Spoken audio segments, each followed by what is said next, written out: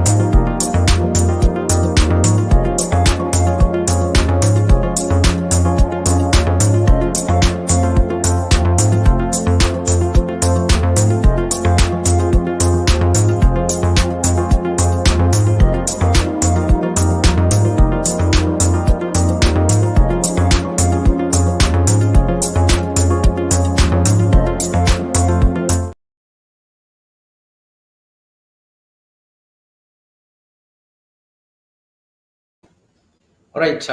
Thank you, ladies and gentlemen. Good afternoon, good evening from wherever you are. Welcome to Afriq 24-hour TV. Of course, this is our political talk show, a show that comes on your screen every day and gives you an opportunity to interact with what is happening in the political sphere.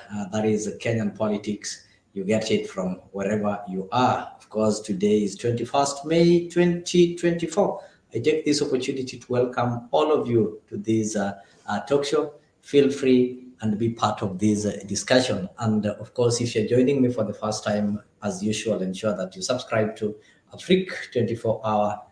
Go to our YouTube channel, subscribe, and you can also go ahead and become a member of Afriq 24-hour TV. I know a lot has happened as the week begins, and the long-awaited presidential tour is with us here. Most of us has waited for our president to have or to go and visit United States of America. This is something that has really been publicized.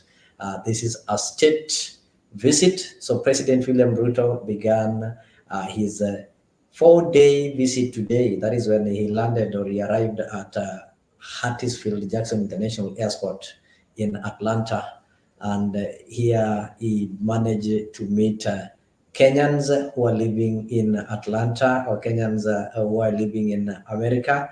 And he was also welcomed by our Foreign Affairs Permanent Secretary, that is Korir, and the U.S. Ambassador to Kenya, Meg Whitman, who went there to welcome him to America. And also he managed to meet the mayor of the city of Atlanta, that is Andrew Dickens. So you people will have to remember that this is the first visit by an African leader, that is in 15 years time. For the last 15 years, no African leader have had a state visit. I'll give you the difference between, I know you will say there are so many African leaders who visited America, but they've never gone there on a state visit. And this one is we are expecting the president to strengthen the ties that we have within the United States of America, and also to open doors for investment and maybe things like employment opportunities. So welcome to this show. I know we are going to enlighten you, we are going to enlighten each other on what this state visit was or is about, and we are also going to get your expectations, what you expect to happen at the end of this meeting, and maybe some of the things that you would really want to be addressed in this kind of state meeting. Just as I said earlier, the difference is that a state visit is normally that formal visit by head of state of one country to the head of state of another country. And this one is the highest level of international visit that an individual can have. And the purpose is just simple, to confirm the relationship between the two countries. So in Kenya, President William Ruto is the third president or the third person to go on a state visit. Remember, the first state visit that we had to United States of America was by President Daniel Arap Moi, who had a state visit in February 19th February. Sorry, was it February 19th to February 22 in 1980? Daniel Arap Moi had a state visit.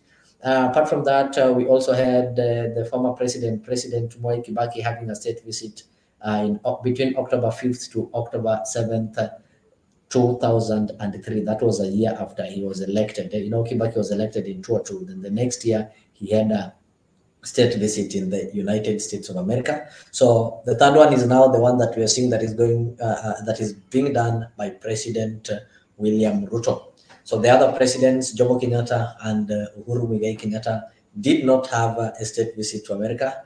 But it will be remembered that there are several times when these presidents visited America, like Daniel Moi had some private visit when he was going to the UN General Assembly in 1981. Moi also had an official working visit and also visited New York City in 1987. I know you people know that in history. And he also had a working visit in 2002. That was some few months before he retired. President Kibaki, I told you, only visited there once on a state visit in October 2003. Uhuru Kenyatta, of course, attended the U.S. African Leadership Summit. That was in August 5th to August 6th, 2014. He was attending the US Africa Leadership Summit, and he again went there from August 25 to August 27 in 2018. He went on what was called a working visit. So, karibuni sana. I know we are going to look at what has happened, and Kenyans are having some reactions over there. People have discussed a lot of things, including the transport cost and such kind of things. So, I want to welcome you to this show. You can always participate using the comment section there. You can always share your views on the comment section. I'll be able to read them. And if you also want to join us in studio, use the link that I've shared on the comment section there so that you can find yourself in studio and be part of this discussion. So, of course, I'm joined by somebody called Kale Kale. So, Kale Kale, I'll give you an opportunity to say hi to our viewers and proceed to tell us maybe what are your expectations in this state visit that the president is having in United States of America. Is it necessary, or are you satisfied with how it is being done, or maybe so far, what is your feeling towards that visit? So karibu sana Kale. Thank you for the warm welcome. I'm delighted to be in the studio tonight. Considering it's you're saying for over 15 years, no African president has come for a state visit to America. Yeah. Yes, it's a great honor.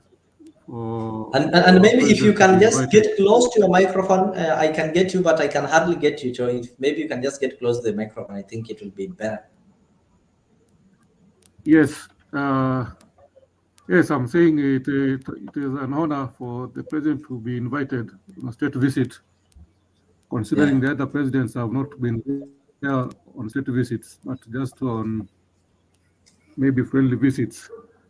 So there's a lot of expectations. There is a talk show which he was addressing about democracy. Therefore, we're expecting, of course, as he has addressed the audience on democracy, he was expecting him to also to practice it back here home on the democracy. And it is refreshing. The people there, they're asking him really tough questions, which people here might not be asking him directly. Like I heard that the first person who talked about the fertilizer thing is going on here. Of course, so the minister was put to task, and apparently is going to be off the hook somehow. But the president has said the board has been sacked, so maybe there is some action on it. Therefore, we're expecting a lot from the visit, and we hope that he'll also, of course, come back with more goodies for the country. Get you. So you say there are so many expectations. Of course, Kenyans are having so many expectations. People are expecting that through this visit, it's going to open maybe some investment opportunities. It's also going to ensure that our relationship between Kenya and the United States of America is cemented. Remember, the last 10 years when we are having the former president Uhuru Kenyatta, there are some people who felt that Uhuru Kenyatta tried to balance between the West and East. Majorly when you face and go and get maybe some grants and such kind of assistance from China, you will always be in conflict with Americans. But they said that the former regime at least did trade more with the eastern side of the world than the western side. So do you think that this is going to be an opportunity that is now going to make the president confirm to United States of America that we are now fully back to the West, and we really need your support, and we really commit that we are going to engage and do our dealings with you, unlike maybe the previous regime, we were seen to be slippery. You're right. The previous regime, of course, we saw a lot of Chinese projects coming to Kenya as opposed to American projects. Therefore, this is just sort of an affirmation from our president that is more facing westward than the eastern side. And that is why we are waiting to see what difference it's going to make. So far, however, it seems that the difference, okay, is there, but with a lot of pain. So we hope that going forward is going to be less painful. The policies which our president is practicing now is bringing some pain to our pockets and to our economy. Unlike the Chinese, when they were here, we were not so much affected. So we are hoping that things are going to turn for the better. You're hoping that things are going to turn for the better. You saw when the president immediately arrived at Atlanta, of course, that is where he had his first meeting. After meeting the mayor, I find that after he met, after just being welcomed, and he met the mayor of the city of Atlanta, that is Dickens, he went straight to meet the Kenyans living in Atlanta. And in that kind of session, it was, if you followed it up, it was more interactive. And most Kenyans who were given opportunity to speak, they were like, most of them were complaining of some of the policies. You even had somebody there complaining that he's a Kenyan American farmer, somebody who does some farming in some part of Narok, and he was complaining of buying the substandard or the fake fertilizers. And the president had task to try and explain some of his policies. He tried to explain how the refund is going to be done. He went ahead to explain to them some of the policies in the taxation, and at some point tried to compare what is happening at US and what is happening in Kenya, telling them that, look, here in the US, you people are paying taxes, and that is what we are also trying to implement in Kenya. Do you think that this one is trying to show that maybe the president has got a feeling that some of his policies are unpopular, and he's trying to make them understood? We have no problem with paying taxes. The problem is we are not seeing what the taxes are doing on the ground. Exactly. If it was commensurate, I mean, paying the taxes is not a problem. That was okay. But let us also see things happening. Let's see, maybe on the health side, we are not supposed to be paying for our health. It's supposed to be free. Education is supposed to be free. So if those taxes are working well and good, they can be, it's okay. They can be, you can go ahead with the taxation. But also, let's see also the services coming back for the community to enjoy also. I get you. I get you. Thank you. Thank you. Thank you so much. Of course, I know we are going to continue with this kind of discussion. Different people have got different views on the presidential state visit. The people who believe in its positive side, that this is going to open opportunities for Kenya. It's going to maybe ensure that it cements the ties that we have between the American and the United States of America. It's going to ensure that we have some investment opportunities. Of course, you did see the president tagged along the members of parliament. He tagged along members of the county governments, and he also tagged along some investors from the country. We did see Anne Waiguru there, who is the chair of the Council of the Governors, representing the governors and the county government. We saw the majority leader of the National Assembly, Kimani Chungwa. We also saw the majority leader of the Senate over there, Aaron, and many other investors along with him. So we hope that these people are going to meaningfully engage and make use of this state visit, irrespective of maybe some of the things that Kenyans feel were not done right. Of course, we look at them as we proceed with this kind of discussion. I've also had people discussing the kind of the flight that the president used and so on and so forth. So let me welcome Mr. Kimanzi. I can see you've also joined us in this conversation. So I hope it's a very good evening over there in Nairobi. So kindly, if you can just say hello and tell us how you feel about the president's state visit? So today is he began his 4-day visit. He started, of course, by visiting Kenyans in Atlanta. You saw it was an interactive meeting whereby Kenyans over there were able to engage him and get to know what is happening back in the country, and also seek for clarification on some of the things that they are not comfortable with. So how do you feel, or what do you have to say about this visit, just in a nutshell, before we proceed? Thank you so much, Leo. President, your tour in the USA is one of the best things that the president has done as a leader of the country, and this one is going to open opportunities for countries like Kenya, because there is going to interact with a lot of people. People are going to come there, and I have this confidence with William Ruto, because he is the master of PR. So I am very sure that he has convinced a lot of people in the USA.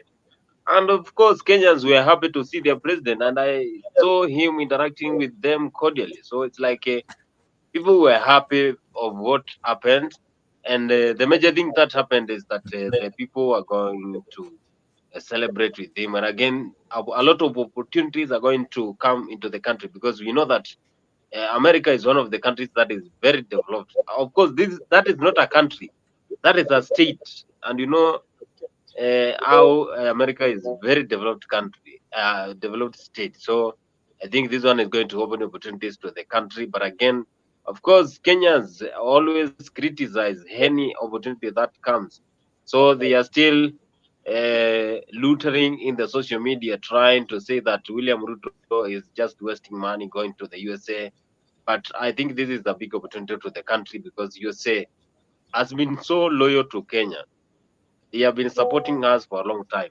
So I think President going there, we will get a lot of opportunities from USA, and they will support us, because we know that we are that old country. So you're going to get a lot of support from USA, because William Samuel Ruto going there for a 4-day visit, that is a big opportunity for our country. So personally, I will tend to say that this is an advantage to the Kenyans, but Kenyans should always stop complaining. I've seen how they are complaining in social media, and that is so bad. They always talk negative of everything. They are not even able to say anything good for person, any leader, anything that happens in the country. They will always criticize. I don't know what is wrong with Kenyans, because they are talking and they are trying to uh, But Bonnie, take this. are Kenyans not allowed to give some positive criticism? I think you get it when I say positive. You criticize in a positive way. Have you seen them doing that? I don't know. You can tell me if the kind of No, no. criticism Kenyans. that Whatever I've seen is that Kenyans are okay, criticizing in the wrong way. Of course, I I get. saw how they felt when President William Ruto chose some of the people to accompany him. I have seen what happened today in the Senate. There was a leader there who asked Senator Gerard Gay, what is he doing here in the country, yet the other leaders are in the USA. You know, it's like even the leaders, the opposition, don't realize that this thing is going to come to the country, and we are going to get our opportunities. So everyone, even the leaders, don't understand, don't even try to reflect this thing as an advantage to our country. They are taking it in a negative way. So I tend to believe that we are Kenyans and we are used to that, but this is a big opportunity to our country, Kenya. I get you. I get you. Okay, maybe Bonfaz, before maybe we proceed. Uh, you did see the president having some meeting with the Kenyans living in Atlanta, and I think Kenyans were able to engage him. And there was this Kenyan who asked a question, I think, concerning the fertilizer that was supplied. I just want to play for you that then maybe I'm going to ask you. There's a question that somebody has asked me on that, so I'll play it. Then after that, I'll give you that question so that you see if you can be able to give me a response on that. Let me just get it, if you don't mind. There's a lady there. Yes. Stand up, lady there. You can stand up, madam. Yeah. Haya. Uliza maswali, boss. Mr. President, I'm honored to be in your presence. I am. My name is Tom Mongosi. I am from New York, but I am a very how can I say? I'm a diaspora farmer. In that, I mean, I do a lot of acreages in Narok for wheat. But I know, I'm not too sure, but I know it came to your attention that this planting season, I lost over 250,000 on fake fertilizer, which was sold to us by the National Cereal Produce Board.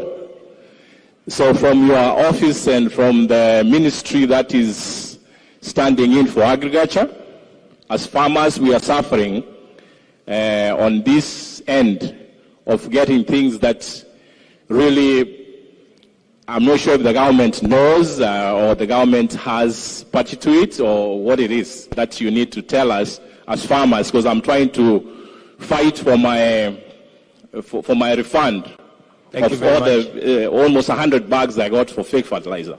I will answer you right away. Number one, we asked every farmer who bought fertilizer that was finally identified not to be good to register, and 7,000 farmers registered. And already we have started compensation of every farmer. You will get equivalent fertilizer without having to pay. Every farmer. That is number one. That is number one. And number two, we have taken the managing director of Cereals Board and all his team. They are now waiting for prosecution. We have already sent them out of office, and we are going to deal with them firmly and conclusively. Are we together? So we will not only refund you, we will not only give you, replace your fertilizer, but we are also going to deal with the crooks. Yes, let me, the lady. I think you've heard that, Bonfaz. Do you think that answer was sufficiently accurate? Yeah, of course, if you ask a doctor that question, then you are sure that he's going to attack you head to head. So I think that man went home satisfied. No, Ruto is not. The man is in America. You cannot assume that was your uncle. Then he calls you back and asks you, Bonnie, have the members of the National Cereals and Produce Board been sent home awaiting prosecution? Which answer will you give? Of course, I don't have connection to the government. I don't know whether they are sent home or not. All right. Okay. The other question that somebody was asking, I know a lot has been, and also there are people who are also asking, is it the government spokesman? Some questions and he responded. Inatumika sana kule Marekani. Kwa hivyo ni nyinyi wanakulima ameenda kuwatafutia soko. Kwa hivyo wewe unauliza maswali hayo, hiyo maswali ni ya kiupusi kabisa. Shindwe wewe ibilisi pepo baya. Rais ameenda kama mzee wa hii kijiji ya Kenya kutafuta, alafu unauliza fare ni pesa ngapi? Na akirudi atarudi na zaidi ya hiyo fare mara milioni. Hiyo si ni wale ambao hawapendi Kenya. Yeye ndiye rais wa kwanza ambaye ameitwa kutoka Afrika kuenda kama state visit ya rais wa Marekani Joe Biden. Na hii Kenya ni nchi ya maajabu, kwa sababu ilitoa baba mbegu yetu nzuri kama ya wakulima, ambaye aliweza kupata rais wa kwanza mweusi wa kule Marekani, Barack Obama. Ni mrais Jugunda wewe. Lakini usiue hiyo story wewe. All right. I think Bonnie, I'm not engaged in that. Of course, I've also seen one of our owners joined us. He's called Japudo. That is one and only the Kenya revolutionary. I knew he will have something to say about this state visit. Of course, we are going to look at it. We are going to try and weigh and look at what are some of the expectations. Of course, we did get expectations from Kale, who told us Kenyans and Africans at large, we are really expecting a lot. Remember, this is a visit that is coming after a 15 years drought. So, you know, 15, when I talk of 15 years drought, I remember for the last 15 years, we've never had an African leader or an African president or African heads of state going to visit America on a state visit. Most of the ones who've gone, like President Uhuru Kenyatta, have gone there on a business visit or maybe on a private visit. But the one that they're going on a state visit, whereby you are going as a head of state to visit a head of state, doesn't happen for the last 15 years. So it means as Kenyans and as Africans, we are having a lot of expectations, because for a period of 15 years, it is more when we've not had a black or African leaders engaging the United States of America. That's a powerhouse economically and maybe in other aspects. So we do believe that the president is going to have some discussions that are going to ensure that when it comes to investment opportunities, they are open. He's also going to assure the United States of America that, of course, we are back to the business and we are ready to do business with you. You should not be worried, because I've told you the last 10 years as Kenyans, that's a moment that we were facing East. Majorly, the president will borrow from China. We were doing some businesses with countries like Leo, can you hear me? Until I felt that we are getting running away from them. So let me give it to Japolo so that he can say hi. And Japolo, congratulations! I can see your studio is pretty fine. That is Leo, can you hear me? This gentleman will also have to follow your page. Don't forget, you come with different names until following you is always hard. So when you tell them to follow Kenya Revolutionary, the next day you come as Jalejo or such kind of thing. So today, don't forget to tell them the real name of your page so that they can also be able to follow and partake on what you are giving out there. So you can just say hi. I know you're in the United States of America. I don't know if you went to see the president in Atlanta. Give us the expectations and maybe what you can be able to dissect so far. Can you hear me, Leo? I can hear you. Yeah. Today, I told you having the right gadget. The problem has always been your gadget. Because you don't watch my channel. I usually have the right gadget. It's Kenya Revolutionary. But you don't use it when you come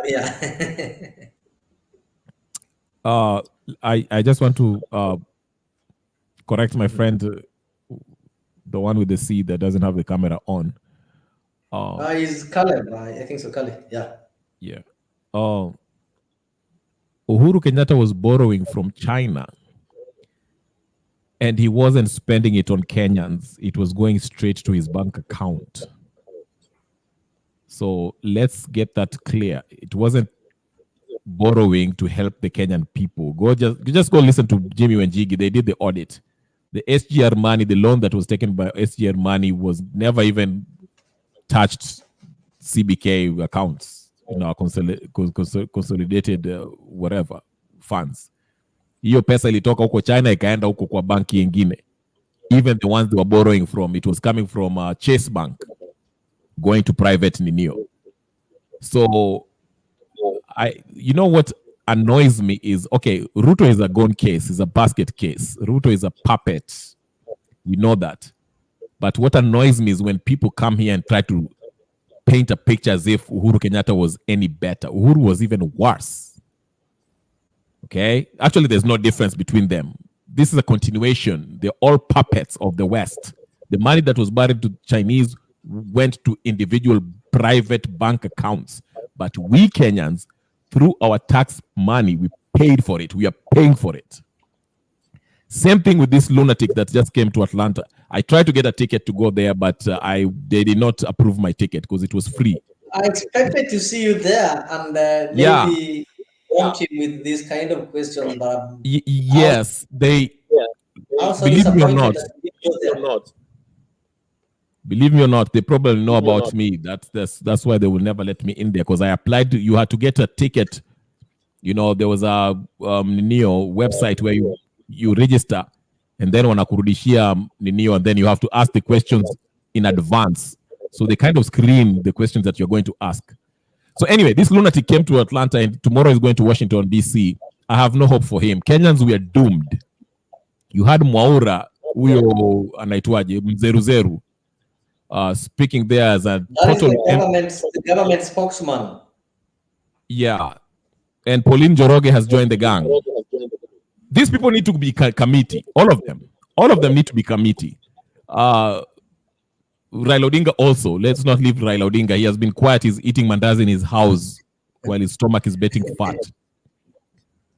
We are being led by a bunch of corrupt, irredeemably corrupt politicians, whether it's opposition or not. Now they're playing this game, mambo ya financial bill 2024. And I don't want to divert from what the topic is. But you can see the same mchezo wa paka na panya. They are pretending, oh, let's look at what is the finance bill. But at the end of the day, it will pass. And the Azimio will pretend that they are so upset by it passing. And they'll go to Mandamano so that they can bring the NADCO. All of them are in one. There's one government. All of them are working for the US government. All of them. Azimio, Kenya Kwanza, all of them. Okay? Don't be fooled. That's why you see Raila Odinga is quiet, because he has been promised heaven. Okay? Anyway, back to Ruto's coming to America. Ruto is coming here just to look after his investments. We already saw US say they did not finance his trip to America. Okay, so where is that money coming from? It is from the taxpayers' money. But you'll hear this. The taxpayers who are going to pay. Actually, they've already paid. It's not that they are going to pay. They already paid. Hiyo pesa ilitolewa kwa treasury. Alafu treasury itakuja hapa ituambia ati budget ndio hii ya 3.9 million. And you'll have people who are telling us like that Molo MP at his VAT on bread is because of diabetes. Useless people. I'm telling you, Kenya needs a revolution. We need you saw what happened in Burkina Faso. The head of Burkina Faso, they tried to kill him this weekend. He still maintains his salary. And alikata mshahara ya every ministers and MPs. And he rejected IMF. He rejected the pesa yote inatoka kwa US. Lakini we have this clown who is going to twerk for the US. Whitman anamdanga. Whitman is a billionaire, dollar billionaire. Lakini tunacheza hapa alafu tunakuja hapa tunazungumza mambo ya usijui Ruto do this, please don't talk to me about Uhuru Kenyatta. The Kenyatta family has billion-dollar billionaires. They can buy Ruto 2 times over. They are the behind. You know who financed the hii ujinga ya Limuru 3? It was Uhuru Kenyatta. Ni mchezo tunachezwa. Do you have any proof for that? I do have a proof. Take me to court. I can defend myself. Right. I can see Makiadi is saying that today he concur with you. We need a reset button in our country. That is Richard Makiadi. Makiadi is my good friend. Ni tu alidanganywa na watu wa ODM. Aingie hapa. That's my brother. And I saw siku salimia ndugu yangu Kimani hapo. Kimani sijui ni mtu wa Arsenal ako na sura kama ya watu wa Arsenal. Pochettino amefukuzwa. Anyway, let me stop there. Let me let somebody else talk. Sorry. Endelea. All right. Thank you, Kenya Rebel. Of course, I indeed want us to have this kind of conversation. There is something that you said there. I think Kenyans have talked about it. Kenyans were trying to look at the cost of this trip. Initially, Kenyans were duped that the trip is funded or financed by the government of the United States of America, something that they denied through their embassy, that US is not funding the trip. meaning the trip is being funded by the government of Kenya. And when I talk of the government of Kenya, I mean the taxpayers. So I just want to take you to have a look at the jet that the president had to hire from Abu Dhabi in Dubai. And it is a 34-seater. Of course, you saw the entry, the people who went with the president. We are having the governor, Anoi Giru. We are having the majority leader of the National Assembly. We are having the majority leader of the Senate, among other people that, of course, you are aware of. This is what they use.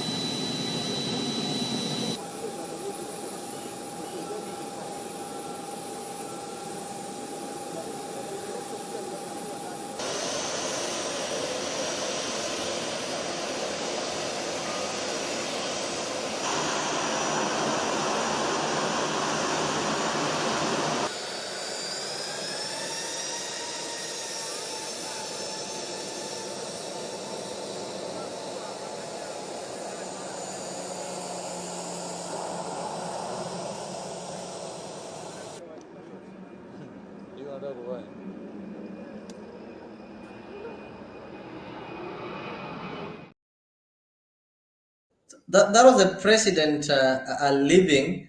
And if you look at the jet that the president used, Kenyans, of course, have registered their disappointment, because they say that the jet that the president used, the government or maybe the taxpayers are going to pay 200 million for his return trip. And if had he used maybe this other commercial or this other business flights, Kenyans would have paid 160 million less, meaning we would have paid something like 40 million, but now we're going to pay 200, and this one is going to be taxpayers' money. So, Caleb, do you think this is justice for Kenyans? Do we have to pay that amount for such a trip? A country that is currently saying that they're having empty coffers, they're really straining, and the weight bill is high, and they recommend that we need to live within our belts, we need to live within our means. So is it the true reflection of the policy that the government is telling us, that we need to live within our means? Mr. Caleb? What is your opinion? Definitely, it is not. It is quite ironical that you are a beggar. You use 200 million to go and beg for funds. I mean, if I'm lending you money and you come with a Mercedes, do you actually need that money? So actually, Caleb, the actions on the ground are, the actions on the ground are different from the words rhetoric. You are a beggar. You use millions of money to go and beg. It doesn't make sense. Boniface, I don't know what is your take on that, because you've had the response when Kenyans complained, the response that was given by the government spokesperson, that is the former nominated senator, nominated MP, Honorable Isaac Maora, saying that hiyo ni swali ya upuzi. Rais ameenda kuwatafutia investors na nyinyi mnauliza fare yake ni pesa ngapi? Boniface. Thank you so much, Leo. What I can say about President William Ruto going to USA.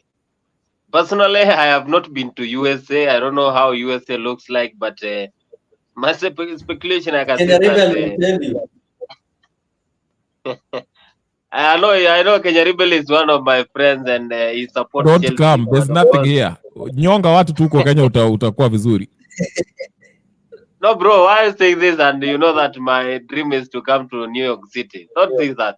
Anyway, I know that William Ruto is using a lot of money. But again, where do you want William Ruto to get this money from? Yet, he's the president of the Republic of Kenya. One thing I will always say is that when I watch those clips and also the videos and also the live coverage from the ministry media houses, I've been seeing the media houses covering that trip since yesterday, and I have concluded that power is very sweet. Of course, that is one thing that I realized, that power is very good. If you are in power, then you can take over anything.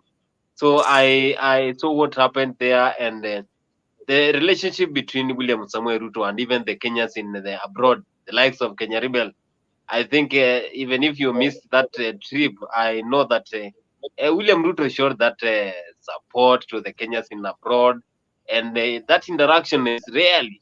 Some of the president don't just get interacting with the people; they just talk well in the social media and also when they are far away. But again, William Ruto went there, and I think it is going to open opportunities for the Kenyans. So I think this is a big opportunity. But I want to ask Kenyans one day to just allow William Ruto to do his work.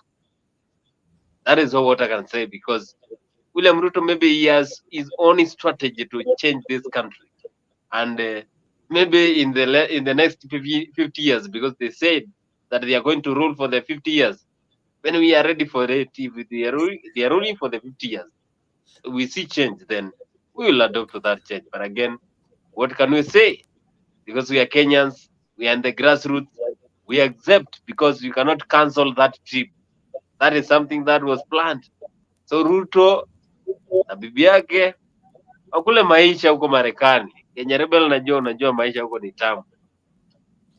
Thank you, Boniface. I know I'll give you Leo, to Kenya Rebel. Boniface, give you before you give him, Boniface has not answered that question. He didn't answer the question. Is it justified for him to use a private jet to go to America? So Kenya Rebel, Geoffrey Ruto is saying this: the presidential jet is having problems because it has been in service for over 30 years. When the government wanted to buy a new one, Kenyans made noise, a lot of noise. When he hires a private jet, the noise goes up. What is wrong with Kenyans? Kenya Rebel, what is wrong with you? Ruto is asking you. The jet has been there for 30 years.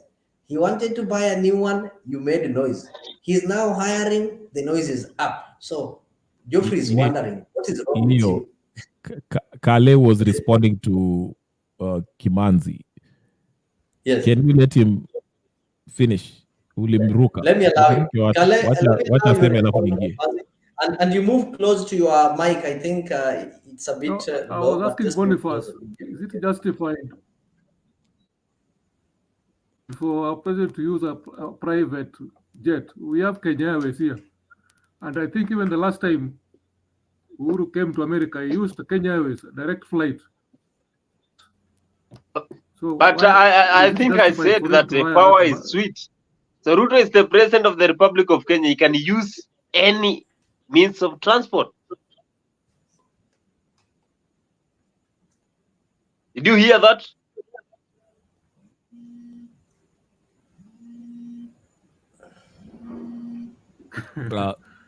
Can Ningie? Yes. It's you, Ingia.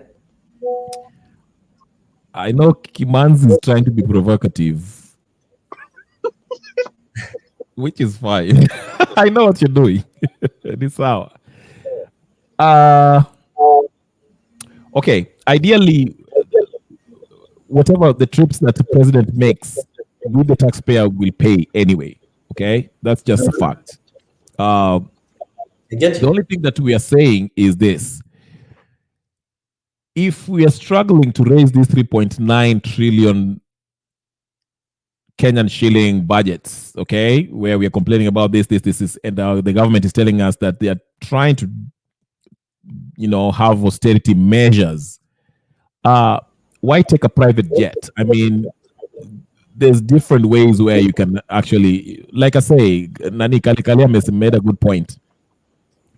Kenya Airways, the last time I checked, it's not fully private. I think still there's a portion of it that still belongs to the government. How about you hire that? One of the new, like you say, though Uhuru Kenyatta used to take private jets to go gamble in Dubai. So I hate using him as an example, but I mean that's the one thing you can do. You know, take one of the KQ, represent the country. Just look at what's her name? The president of Tanzania does. She flies using the Ugandan Airlines. So there's ways you can do this without, spending a lot of money. But at the end of the day, if you're going to preach to us about austerity measures, you shouldn't be using extravagant means of transportation by, hiring a private jet to go to the US and all this stuff. Okay, I understand it was an official visit. Blah blah blah blah blah blah. To Kimanzi, Maisha Americani is not fun as you might think. It's not actually. Actually, there are some people who live in Kenya who live way better with more freedoms than people who are in America. It depends on what you're doing, what brings you here, what you're doing here. I understand you want to visit these places that you hear, New York, LA, whatever the case is. The thing is, as a Kenyan and someone who cares about Africa, I would want to see a day where Americans dream of visiting Nairobi, Kisumu, Eldoret, Kisii, the way we want to go visit New York, LA, all that stuff, But how do we get there? That's where we are. I want our young folks who are coming up, the 2, 3, 4, 5, 6, 7-year-olds, the ones that are in school, high school kids, dream of, going to Nairobi University, going to Nairobi to see the, these wonderful places that we have in Kenya. Let them grow up looking at our country as a place where they're proud to go visit and work and live, not thinking about, I dream of going to America and New York and Los Angeles and Atlanta and all these places, or Washington, D.C. to go live. That's the goal. But in order to do that, we have to be self-sufficient. We can't just depend on the people who are actually taking advantage of us, borrowing. US, I saw some from KT and whatever, that they were saying that the US is going to help us manage our debt. The United States is in deep debt, bigger debt than ours. So how are they going to help us if they can't even help themselves get out of debt? You see? So that's why I kept on referencing the Burkina Faso president, and he has survived assassination attempt this past weekend. This guy rejected World Bank, IMF loans, and he said that he will raise money, ushuru ambayo inatumiwa kwa njia nzuri. The problem in Kenya is not taxation. Ni ile taxation tunachukua. Where does this taxes go? Inaenda to individual pockets. So we don't see the development. Na hii pesa tuna borrow from IMF and World Bank. It does not bring development. Hiyo pesa inaenda kwa mfukoni ya watu kibinafsi. Alafu sisi ndio tunaambiwa ati tulipe. Na tunaambiwa ati ushuru utazidi, watapandisha ushuru kwa sababu hiyo deni bado iko. You see what I'm saying? So we are not developing industries. We are still going. Ruto anakuja hapa, anakuja kutembelezwa hapa, sijui Atlanta, sijui nini, ati sijui nini. No, let's build our own. Unajua, sometimes, and as I finish, I want to bring some Black was trying to get in. As I finish, Leo, sometimes living abroad makes you appreciate what we have and the potential that we have as Africans. Unaona, tukiwa self-sufficient, ambayo we don't depend on others, we can have this. We have the brains, we have the manpower. Nobody in this panel is stupid. Lakini unajua sisi bado mentality, bado tunaangalia Amerikani, tukiana Ruto anaenda kucheka na Shaquille O'Neal hapo hivyo, and we think this is, look at the governors that went. Waiguru is the most corrupt governor in the history of governorship. Anyway, somebody else take over. Let a Black up aongee. I saw him. Black ameenda tena. I don't know where you've gone to. I know he'll be able to log in maybe. He's there. I don't think he's gone far. Najua na kusikiza, and maybe he will log in and be able to maybe make contribution. So Bonnie, at least you've been told there's this comment, I think from Geoffrey Ruto, who was saying that he was talking about the private jet and this kind of things. I think you've been responded to, because the last time we saw the former president, whom Japo doesn't agree with that much. When he was visiting United States of America, he boarded KQ. So when you talk of security, when the president is using boarding KQ, does not mean that the president is going to board alongside other passengers. He will charter it. He will take the entire plane to wherever he's going to. It is cheaper than what he went for. And even if he wanted to hire, then he would have hired something that is within our means. That is what Kenyans are saying, because of course 200 million is not pocket change that we can't just sit and say that okay, this thing is going to happen. So Kenya Revolutionary, of course, okay, the meeting that the president had with Kenyans in Atlanta, I think he was just trying to brief them on what is happening in the country and maybe to get a feeling from them. Of course, the official visit will begin, you said, when he's now going to start engaging. What are some of the investment opportunities, or what are some of the expectations that you think that is going, do you think Kenyans will have that, okay, after this 4-day visit, the president will come back with this and this and this? Maybe what do we have some bilateral trade agreements that you think that Kenya is going to sign with America, or are there some aid or some grants that we are going to get through this visit, or it is just going to be a dry visit like that? I've heard Makiadi saying that there is nothing new Ruto is going to bring to Kenyans. That guy is just another clown touring the US with his families. So do you think he's just going to tour and enjoy himself, or at the end of this meeting, there's going to be some remarkable things that Kenyans are going to see and say, okay, truly, the president went to America.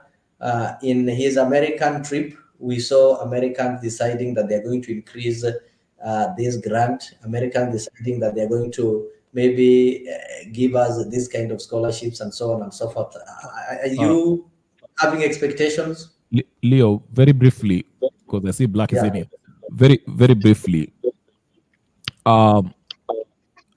His trip to US was an official state visit. That's why you see, I don't know if you watch how alipokewa kwa shangwe na vigelegele. You know. Of course. It wasn't like the other times when he comes in and he sneaks around, he goes to Western Otoil and he stays there. This was an official visit. That's why the state trooper were there, and he was provided the what do you call it? The Secret Service were protecting him because it was an official visit. So whether he came from the get-go, where he arrived in Hartsfield Airport in Atlanta, going to Washington and whatever places he's going to visit, it's an official visit. Okay. Yeah. As far as any trade agreements, don't hold your horses. So, I mean, don't hold your breath. There's nothing. I've been preaching this on my channel, Kenya Revolutionary. Please join me on my channel. The thing is, they're killing the middle class. I keep on stressing about this book. Can you guys, if you have time, come on, Kona Wezo. I know most of us maybe might not. It's called The Confessions of a Economic Hitman by John Perkins, a former CIA guy that worked for World Bank. He's an American. He gives speeches every day. You can even YouTube him and just listen to him. He has a book out. You can read his book. He explains the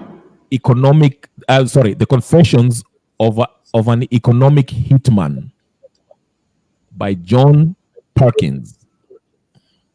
Okay, a guy who works for CIA. He negotiated loans for countries like Kenya, and he explains how they kill the middle class. They make countries like Kenya be dependent, whether it's on their healthcare, education, and every other aspect of the economy. And that's why we hear about people, useful idiots like that Molo MP talking about, we should raise taxes on, car, whatever the case is, so it can encourage people to take public transportation, so we can have foreign investors. When you hear foreign investors, those are the colonialists, because those are the foreign corporations that are coming to take over the majority, the most aspects of your economy. Here, Ruto, when he talks about the parastatals not being effective, not making profit, and what is the solution?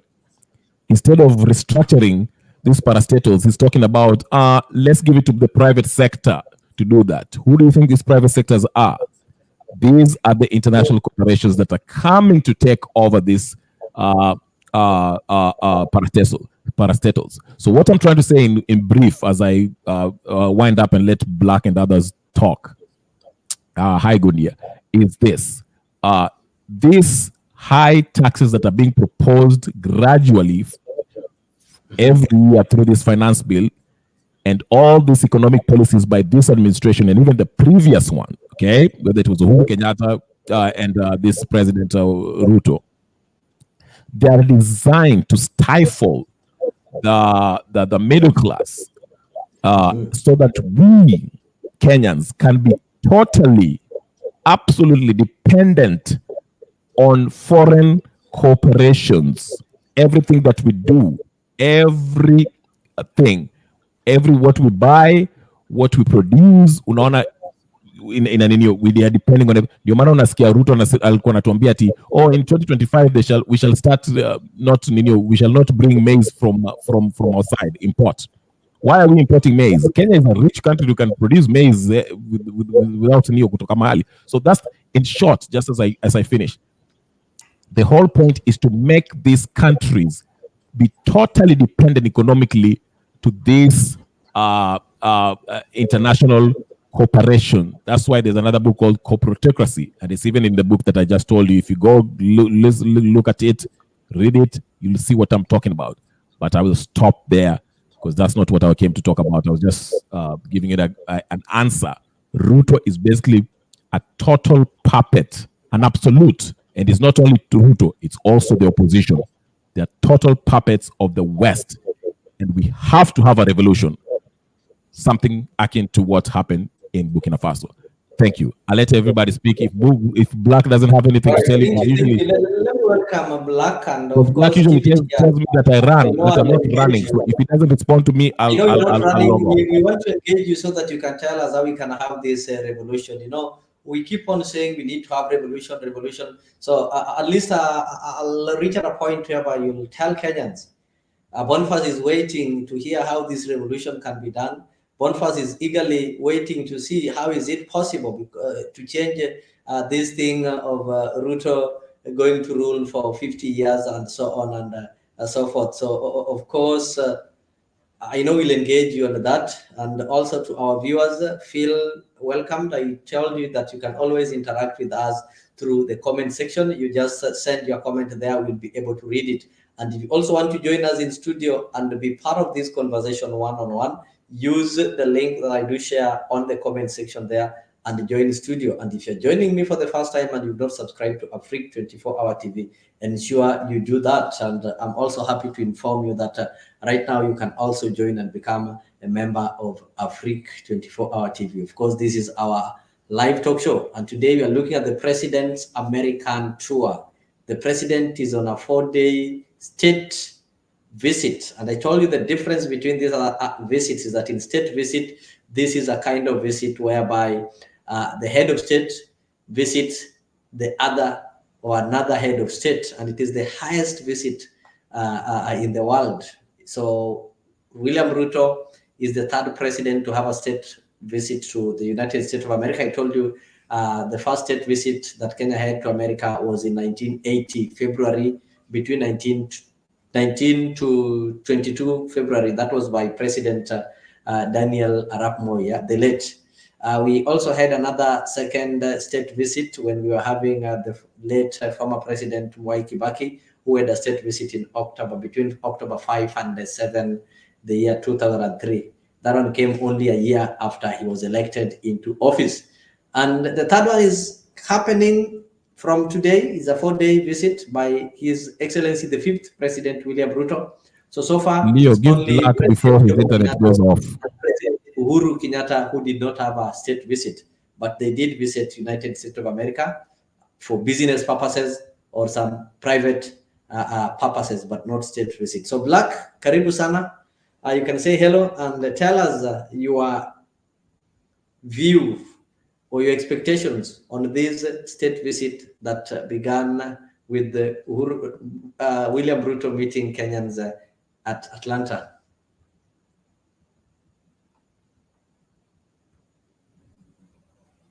We cannot hear you. I don't know if you've not. Oh, sorry. Can you If hear me now?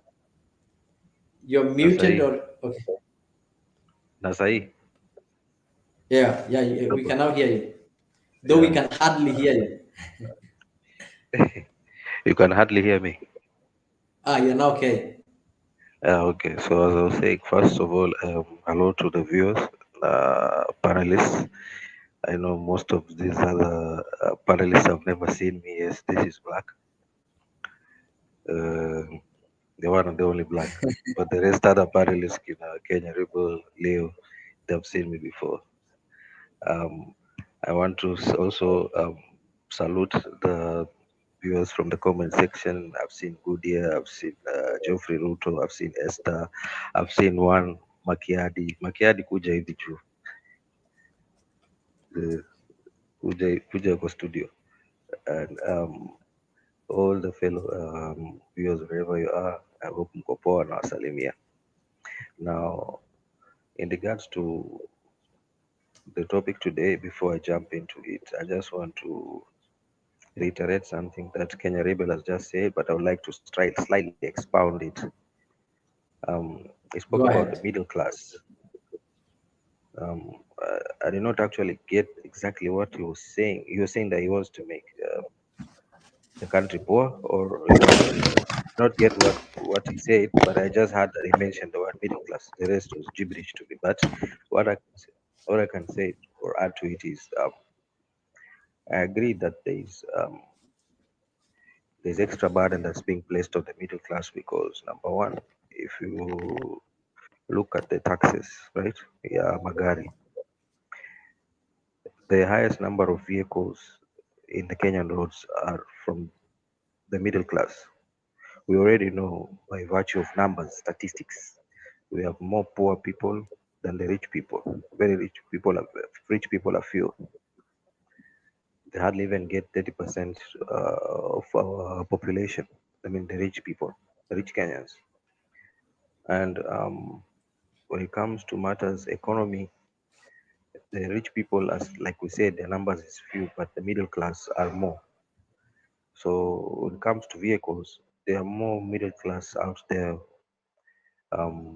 driving than the rich are. That said, if this tax is going to be implemented, it's going to be the middle class that are going to be coughing up more money than the rich, the rich class. That said, I can concur in saying that it's the middle class that are going to be carrying the economy, and extra burden is being placed on them. And I think government needs to incentivize and put up policies that are going to reverse this in matters to do with the burdens being placed on the middle class, because this would mean that it's restraining them from having extra money which they would otherwise use for other investments that would also be adding productivity to the country, right? Because if a lot of it is going to be spent in expenses such as paying taxes and higher costs of living, then at the end of the day, what money is left with the Kenyan from the middle class is very little. Cannot do much with it, so it's going to have reverse effect on the economy. So I want to say yes, middle class hapo wamekaliwa kidogo, and they need to have a talk with their member of parliament, or at least find a way. I don't know how, but maybe that is something that we ought to sit down and discuss as Kenyans, and to try and chat a way as to how or what can be done to reverse that.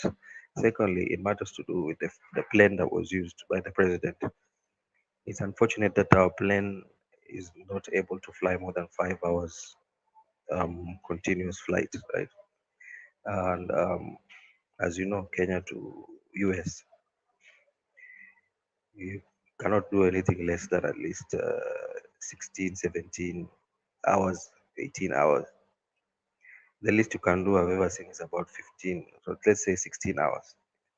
Then but mostly average you have to do around 17, 18 hours. Correct me if I'm wrong. And when you look at that plane which we have, kulingana na capacity yake, it's not able to fly that long. So which other aeroplane would you have wanted him to fly? The only other aeroplane I would recommended him to fly with perhaps would have been maybe to get to a Kenya Airways flight. We do have direct flights from Kenya to USA by Kenya Airways, just like all the other presidents have been doing in the past. They've been using Kenya Airways. Unachukua VIP or first class rather, Kenya Airways, regular flight kama kawaida, regular schedule, na una travel now direct flight.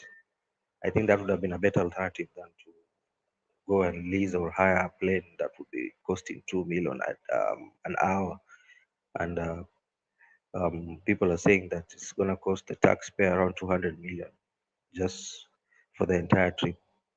Because as it is right now, hiyo ndege penye imepakiwa, it's still counting. I don't know if we understand the consequences of that. Penye imesimama tu sahii ikingojea ile time yenye rais atataka kurudi mtaani, we are still paying for that. We are not only paying for the flight that it took, the flight time that it took. No, as it is right now, bado tunailipia. So if he chooses, let's say, to say that I think naonelea hapa we need to extend a day or two, it means then we'll also have to extend the pay which we'll be paying at the end of the whole total trip, which to me I don't think it is a wise choice or a wise idea as to why we ended up to pick that route. And it matters to do with investors. Bwana Kenya Rebel, any investor that gets into any business, their key concern is to make profit, to make money. Whether it will be a foreign investor, it will be a Kenyan investor, it would key is to make money, profit. So the only issue is when it comes to how much are they taking out versus how much are they keeping, living in your country, and what other extra benefits do you get as a result of this foreign investor coming in to bring in their money. That is where now the discussion is, and that is the discussion is, and that is where now you require proper professionals that can negotiate these deals and these trade agreements with these investors, right? So that is where the whole issue is. But actually having foreign investors into the country is not a problem. If anything, it's good, right? Because number one, of course, itapatiana watu kazi. Number two, watu wakipata kazi, you know the ripple effects. I don't have to go into it because ukijua kuna kazi, you'll have money. If you have money, you know there are so many things that you can do with that money, right? So there's a plus to that. But then what other extra pluses are we going to be getting from that? Could it be from taxation of these foreign investors that will be getting income from? Perhaps that is right.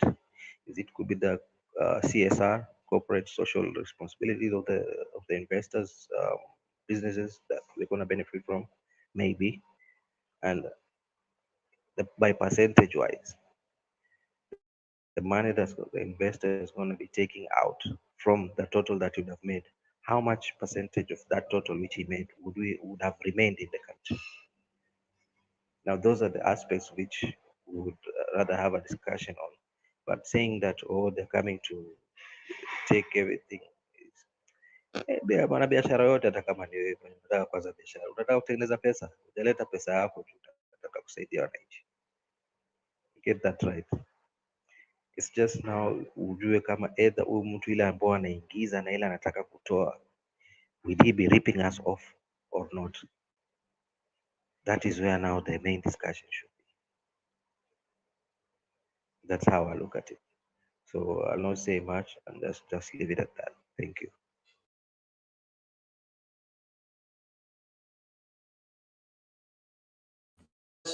Thank you so much, Black. I know those who maybe there's some who always wanted to see you. At least today they've had an opportunity to see this Black. They've just been hearing Black. So who is this Black? So I'll give it to you, Kenya Revolutionary. I know you are having some responses that you want to make, or maybe you want to respond to one or two issues raised by Black. So you can take it.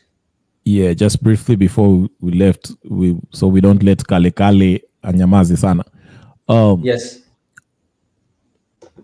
Black saying that foreign investments into our country is an advantage. That's an academic statement. What I'm trying to say, and there's a book I'm still struggling to finish here because I don't have time. It's called corporatocracy. How corporations are basically, actually it's called corporate coup d'etat. How corporations are taking over sovereignty of individual nations. And the point I'm trying to drive here, Black, if you're listening, I can see your face.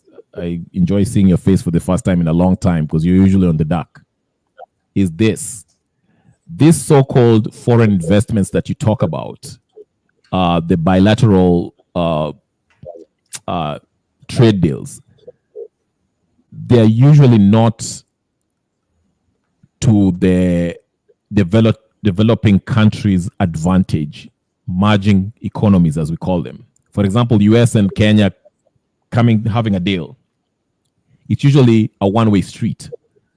Okay? It's them getting more than we do. And for example, we can have this whole thing we call economic free zones. I know you can come here and argue that it's a good thing. It's an incentive for corporations, foreign corporations, to pay less taxes in order to employ most of our youth. Okay, wapate kazi, wadidio. But if you look at so many cases, and you know, economic zones are not only in Kenya; it's all over across the nations, China, whatever. These people, these corporations that are being brought, for example, in Kenya, there's one in is it called Riverside Mall or whatever the case is. You know what happens is this: they make deals with the government where. Yes, thank you, Godia. Black, I'm helping my brother Black. You know, last time he thought US had gold, so I'm helping him. He'll be a convert by the end of the day.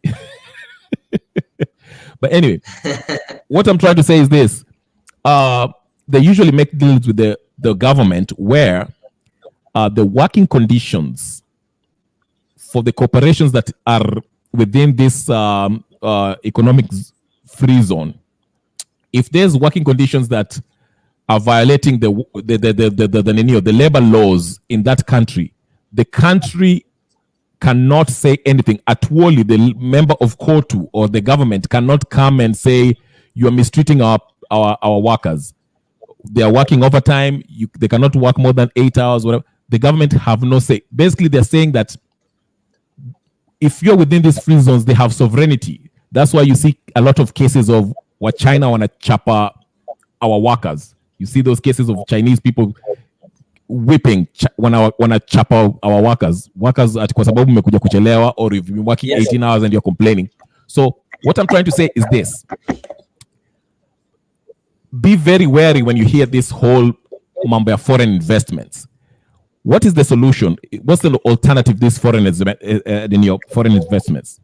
What we can do is this. We can say, okay, you want to, like, for example, I'll use Burkina Faso because that's a prime, perfect example for Africa. The president of Burkina Faso say this, the Ibrahim Traore say this.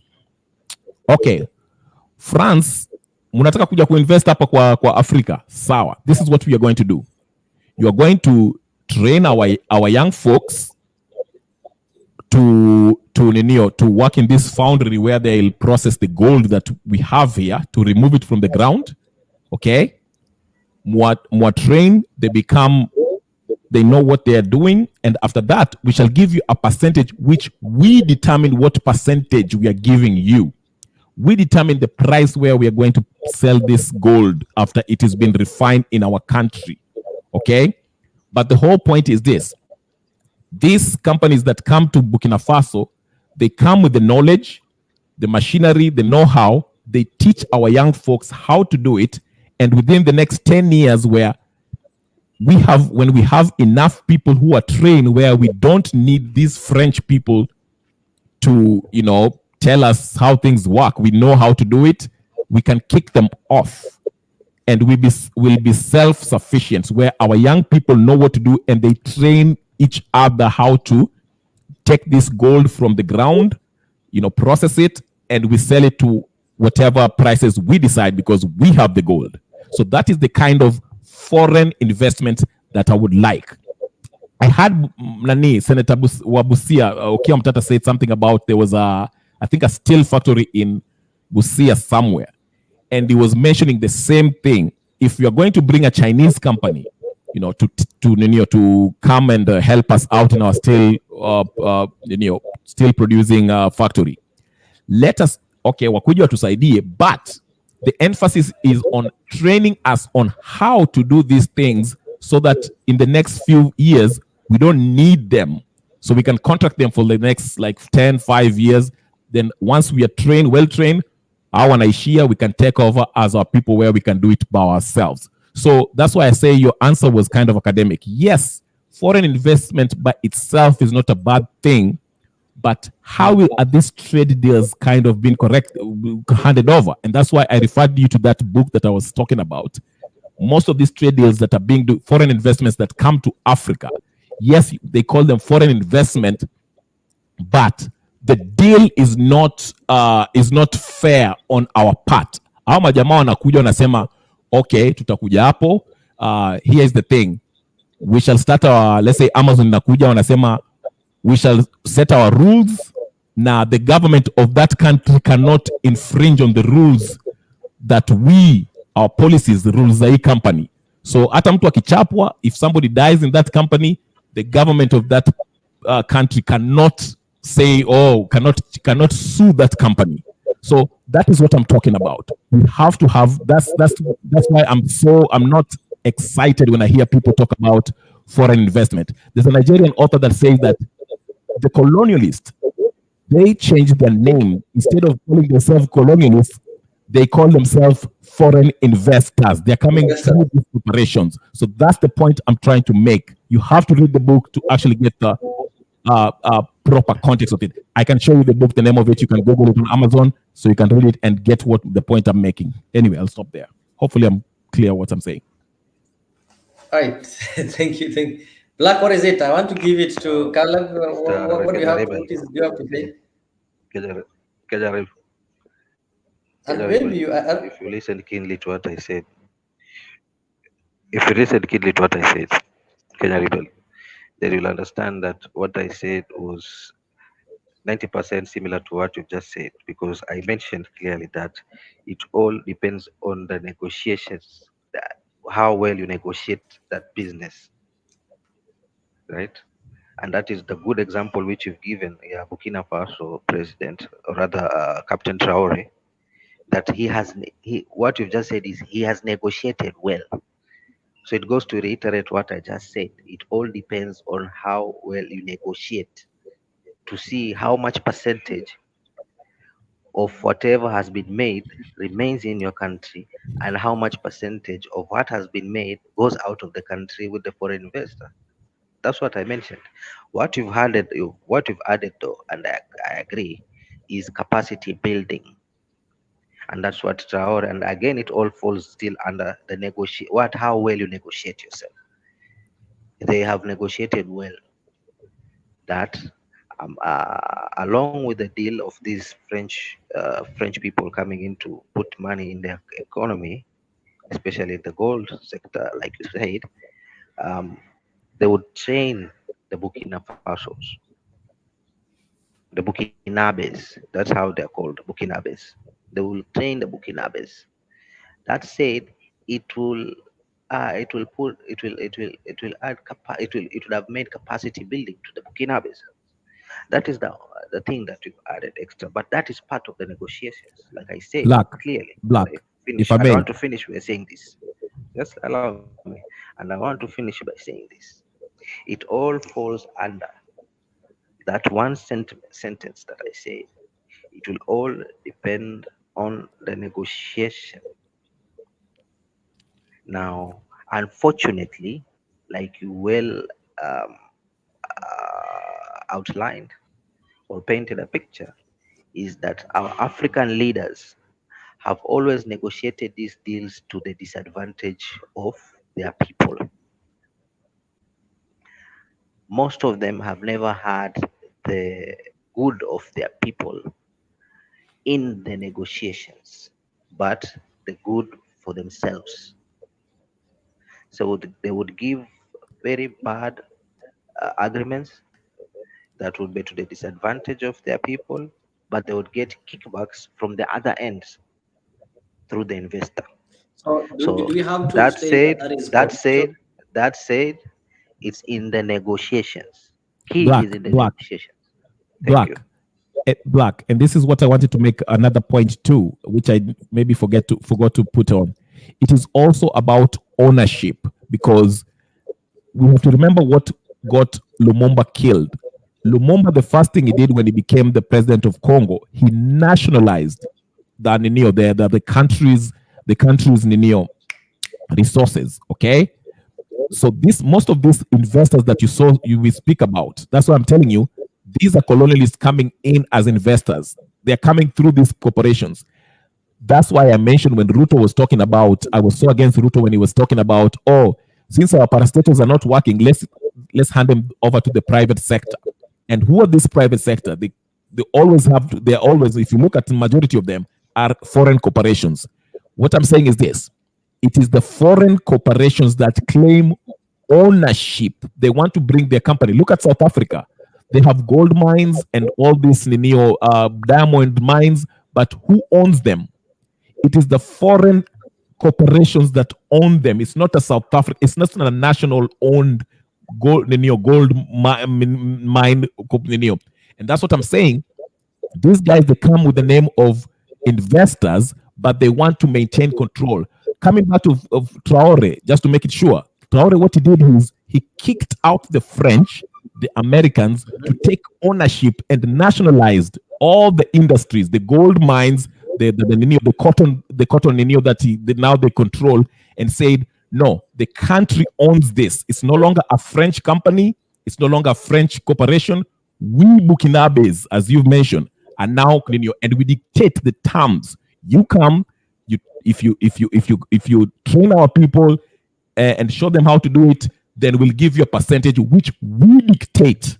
Okay, not you guys. If you don't want it, that's fine. We can get the Russians to do that. So what I'm saying is that's the negotiations. It is negotiation, but you have the control of the negotiating, at the negotiating table. And that's the point, Mr. Kenyarebo. That's why I say no, but the way you are saying initially, initially, that's why I started by saying, right, but that's why I said initially, your point about foreign investment, it's academic, but if you're going to look at it closely and see the kind of negotiations, the kind of deals that Africans, even in Kenya, most corporations that we have in Kenya, in Africa in general, they are always owned by foreign corporations. We don't have control of these corporations. Okay, they're owned by foreigners. But they come and take advantage. Wanatuandika tu kazi za kubeba chuma hapo for 8 hours, and after 10 years they leave with the profits and everything else. That's why I'm saying, how about we nationalize all our resources and we get to dictate what, how, and whatever. But Ruto, what he's doing is he's basically giving up every facet of our economy. That's why I mentioned that book. It's written. If you take the IMF loans and they put you under structural adjustment program, this is what you have to do. You'll have to give out most of your industries to foreign corporations where they will own it. You will work there, but they own it, and the profits goes back to their countries. And that's why I say Ruto is being a puppet in that regard. Anyway, that's what I was saying. Thank you. Go ahead. I have no disagreement on that, Mr. Kenya Rebel. Let That's me why, give it just to to finish, just a second. I have no disagreement on that. And it just goes back to, you are just reiterating the same point which I have just made in my second chance which I was given to speak just a while ago, that unfortunately it is the African leaders which we've had that have been giving us raw deals when they go to negotiate for their own sake. You understand? For example, the foreign investor can come say, you know what, we kubali tukupatie hii deal mbaya hivi, manake wewe ndo rais, you are the only one who can legitimize that deal. You as the president Kenya Rebel. So we kubali tukupatie hii deal chafu hivi, lakini ujue kati yako iko upande wetu, sisi tutakupatia huko. Sijui kama unaelewa. That is what nimebidi niseme na Kiswahili that way. Yeah. That's why I'm saying it's for the sake, and that's why they made it in our elections. That's what I'm saying. The whole issue lies in the negotiations. And the best part about what I had, aside from the capacity building, which you mentioned, Traore, is that value addition would be also within Burkina Faso. And that is an example, through a good case example, that even I think Magufuli had done the same when it comes to the minerals which they had. He was talking about they have a lot of minerals, but a lot of it is being exported outside. And he ended up dead. Go and be processed outside, and it will come back as finished products. That is why he kept saying that no, that has to end. All the minerals that in that country will be processed in that country, value added in that country, and only be exported outside as finished products. So equally, if these foreign investors are coming into the country, let them use the product materials from our country, add value, make value addition within Kenya. If there's anything that's going to be exported, let it be exported as finished products. That is number one. Two, let's have a discussion as to a negotiation as to how much. Only by how much, to us is the taxation. How can we really tax them? That is how we'll get our money back. The only way Kenya or a government gets their money back is the tax. How much tax will they be getting from that business?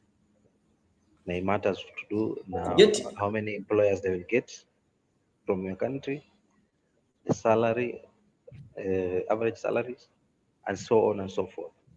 Thank you. So it still goes down to the negotiations. How well you negotiate your way. If you have your country at your country at heart, then you'll give your country the best deal.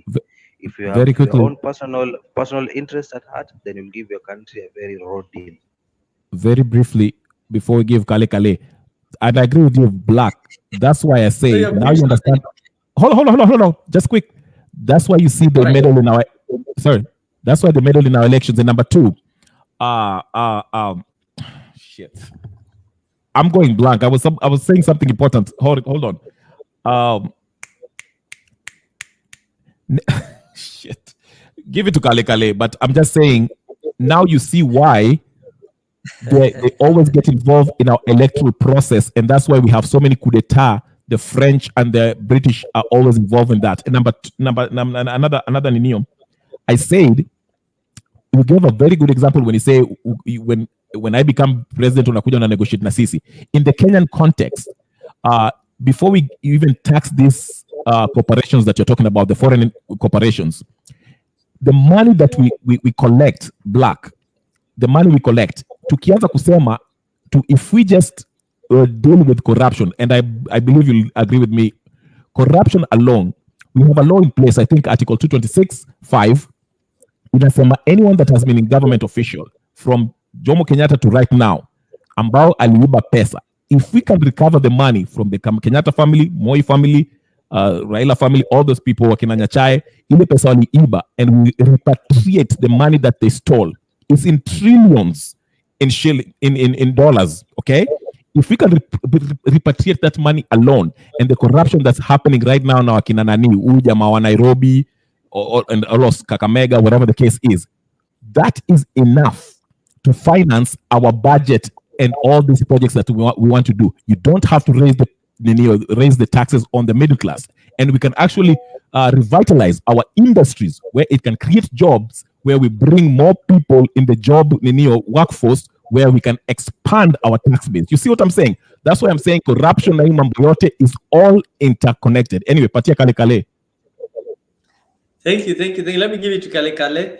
Kale Kale, of course, among the things that the president is going to do there is to, what we are told is looking for investors. I did get it from a certain comment. Somebody said that Meg Whitman is like the president of Kenya. I don't know how that is related. You've also heard people talking about kind of investments that the investors that the president is going to look for. And just I want to respond to this good from a comment from a viewer here. Goodia is saying that the president should look after the Kenyans before foreign investors. Where is the human rights when we need it? So do you think, what are your expectations on this kind of investors that this president will always look for? Are they investors who are going to serve their area of interest, or the investors who are going to serve the interest of Kenyans? For example, we find that because the person who is negotiating for investors is having a large tract of land, so we'll get an investor who in the end is going to ensure that he's using his land. Let me use Uhuru Kenyatta, though he did not do that, I'm not sure.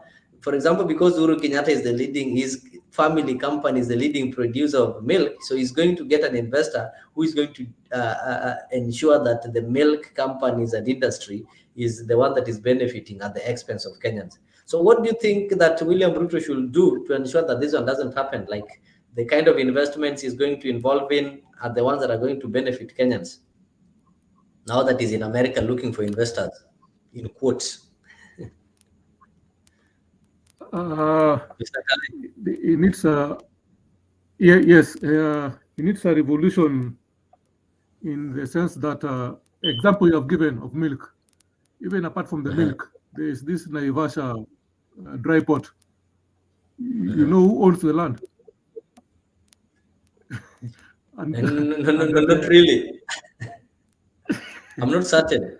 But the rumors are that the land in the Naivasha dry port is owned by Uhuru Kenyatta. And the things that we got during the 2022 campaigns. And we are told that is why he decided to take the port service. Take power, these services, all of them are going to be taken back to Mombasa. I did engage, or maybe people who are involved. It was just a verbal declaration, but still the dry port is still operational. That's exactly my point. You know, it was like the benefit was to go to the family, to the Kenyatta family, not actually the country. So the point is, Ruto should do, should have a different, look at the investments. They should be for the benefit of the Kenyans, not his family per se. And that goes hand in hand also with the loans. You know, so far the loans which he has taken within that 1 year, I'm not so sure on the ground what they are translating to, or even whether they're even coming to Kenya in the first place. So we are not against the loans. What we are against is the loans actually doing what they are supposed to be doing. We don't see any development. We don't see anything happening from the loans which has already been taken. So if the loans are taken and they do what they are supposed to do, no problem. You should go ahead and even take more loans. The only problem is the 1 year so far.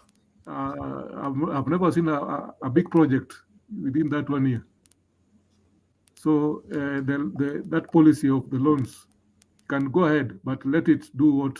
Let the loans do what they're supposed to be doing. And of course, that one also goes. Caleb, I'm losing you. Can you hear me? Yes, I can hear you. I'm saying that one also goes hand in hand with the taxes, which is putting on Kenyans. Yeah. You can go ahead, but let the taxes develop also our country. Let the taxes, benefit the Kenyans. Let us see things like education being free. Let us see things like health being free. As long as he taxes, let us see even more roads being done through the taxes.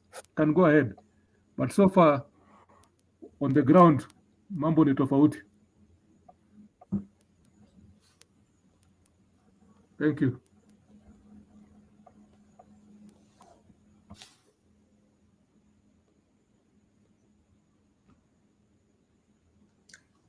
I don't know if I'm the only one who's not getting you, but there's also a Tumemsikia question there vizuri from sana. Goodyear. He's talking of another scam is tea coffee wages are low, and when the coffee and tea hits the supermarket shelves in Europe, it's 10 times more. I think this is also one of the things that the president should be addressing over there. And the Kenyans should be expecting that once he comes back, he will be coming back with some good news on this tea and coffee wages thing, whereby Kenyans should be assured that what they are going to be paid for their coffee berries should be able to match what the sellers or maybe what people are paying on the shelves, because there's no need people paying on the shelves 10 times what they get. That is unfairness. And Goodyear is also saying that the president does not have to fly thousands of miles to strike deals. It is the work of a trade minister. Of course, I do agree with you. Each and every ministry, there is a permanent secretary, and there are some staffs that should always be doing that kind of thing. But you'll agree with me that we're in Africa, and Africa is our business.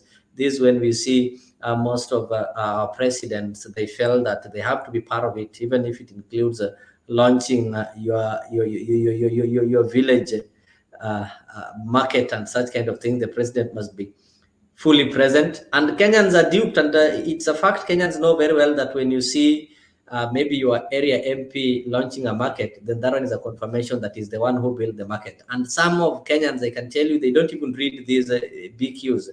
You find that something has been done by World Bank or something has been done by a certain foreign organization, and it is clearly indicated in the BQ that this one has been constructed by so and so at this price. But simply because you see your area MP present during the launch or maybe during the opening, that one confirms that the MP built it. If you don't see your MP, you'll say your MP have not done that. So should we blame the president, or we blame these elected leaders, or we blame we Kenyans who are deliberately, I want to say we are deliberately ignorant. We are not ignorant, but we deliberately ignorant. Leo, let me welcome Jeff. Can I say one thing before Mburu comes in? Very quickly. Short.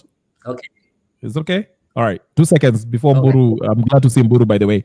I just wanted to say this. Let's not expect anything from this president, Nani, what's his name? Ruto.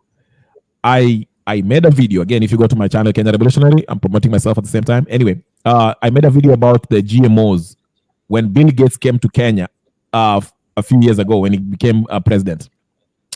And I said, if Kenya accept GMOs, that's the perfect sign that this president is a puppet. And from then on, we've seen every policies that IMF, World Bank, USA want this president to do, he'll do it. Again, going back to the book that I gave you, Leo, that you are going to read, go read it. It explains Ruto can only stay in power if he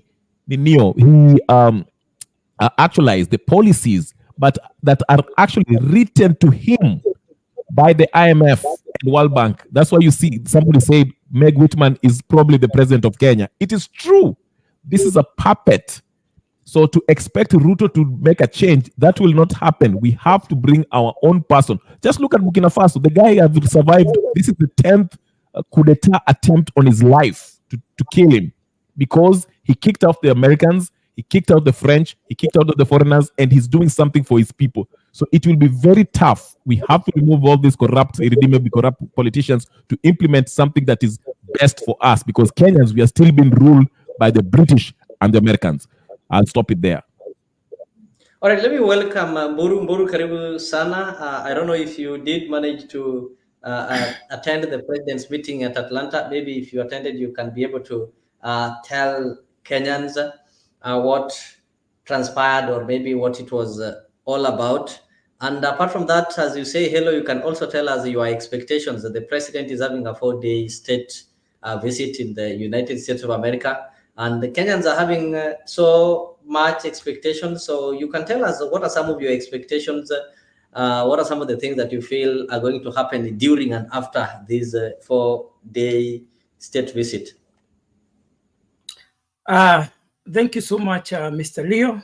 I'm happy to see my good friend here, Kenya Revolutionary and Mr. Black. First of all, it's good to tell Kenyans what it means, the state visit to the United States. I have heard somebody say that there is no need for the president to travel miles to go and make trade deals. And he is insinuating that that can be done by the foreign ministry, and that to some extent is lack of understanding of what is a state visit, or when you are coming as a visitor of the state of America. A state visit is a formal visit to the United States by a foreign head of state or chief of government. State visits are considered the highest expression of friendly bilateral relations between the United States and the foreign state. So this is the highest honor that United States gives to the heads of state and to government officials that they regard highly. And in Africa, President William Ruto is the first president to be accorded this kind of honor. So it is a great thing, not just for President William Ruto as a person. It is a great thing for the nation of Kenya. It shows a recognition. Jeff, maybe as you proceed, I'm not terminating you, just maybe for the record so that we get it accurate. President William Ruto is the first the first African president to have a state visit in 15 years, not the first one, but in 15 years. So when you say the first without saying 15 years, it means he's the first one ever since maybe such kind of visit started. And he's the third one in Kenya. So I may not. I think you can proceed if you are in agreement. A lot of information on that, but it is said, because I had checked before, and that is the information I got, that William Ruto.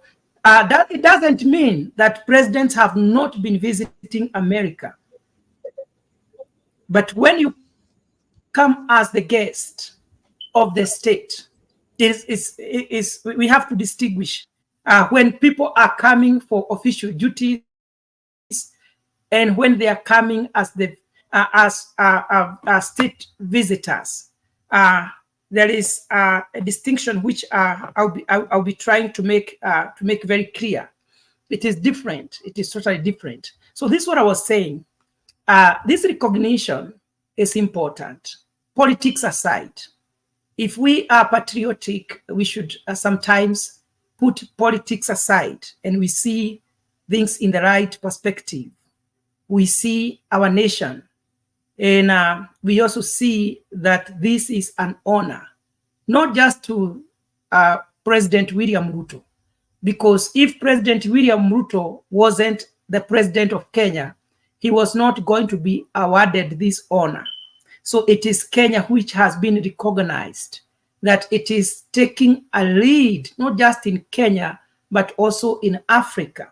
And I want to guess that one of the reasons why William Ruto has been singled out as someone who is outstanding, it is because of his ability to articulate issues of Africa.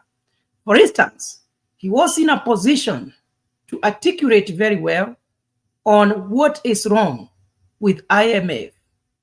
And he was also in a position to articulate very well with unfairness that is there in the World Bank. There are things he is able to single out and say that these are things that are making the nations of Africa to lag behind, because the monetary system is not fair. Right from the time he became the president, he has articulated issues that touch not just Africa, but the world globally. He was also in a position to agitate for serious discussion on climate change.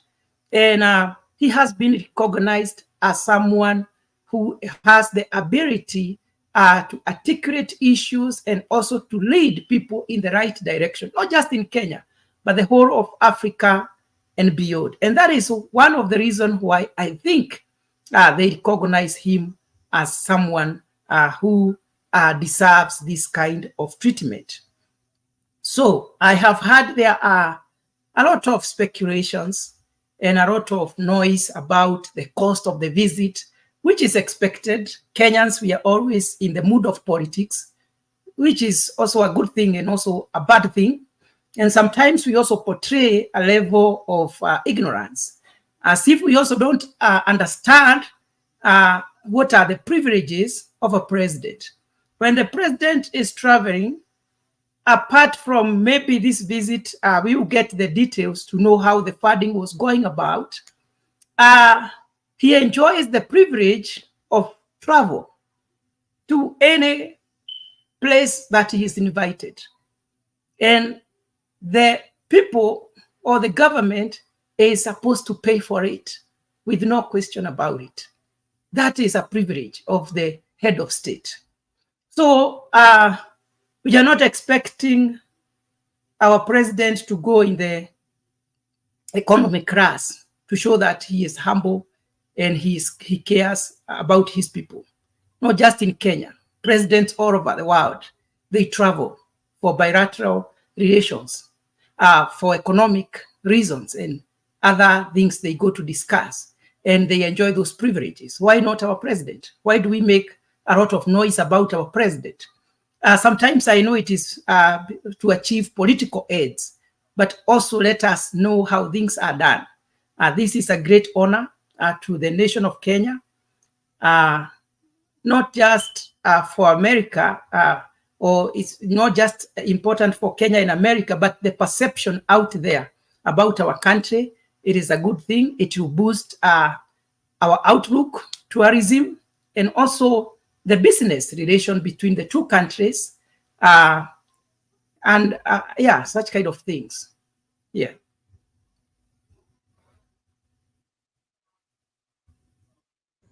Thank you so much. I can see there's some reactions from Goodyear telling you that Ruto doesn't need to go and get orders from President Joe, and we need to rule ourselves without outside noises. Then how long will we be going to riders? Ruto doesn't need independence to rule Kenya. And you see, that is what I call lack of information. Who said that the president came to get order from anybody? You see? So I don't want to respond to that because I don't want to sound harsh, but that one is out of topic. Kenya Revolutionary, why are you smiling? You can go ahead and add. Let me ask Jeffrey. Kenya has had a positive relationship with the US in the next, I don't know how long, so many years, since the Moi days in the 80s. What advantage did Kenya enjoy from having a positive relationship with the USA? What did we enjoy? Whether it's investments or whatever we are being told, what can we mention? I may not be privy to that information, but I know that the government of America funds so many projects in our country, including supporting our army, even in recruitment, even our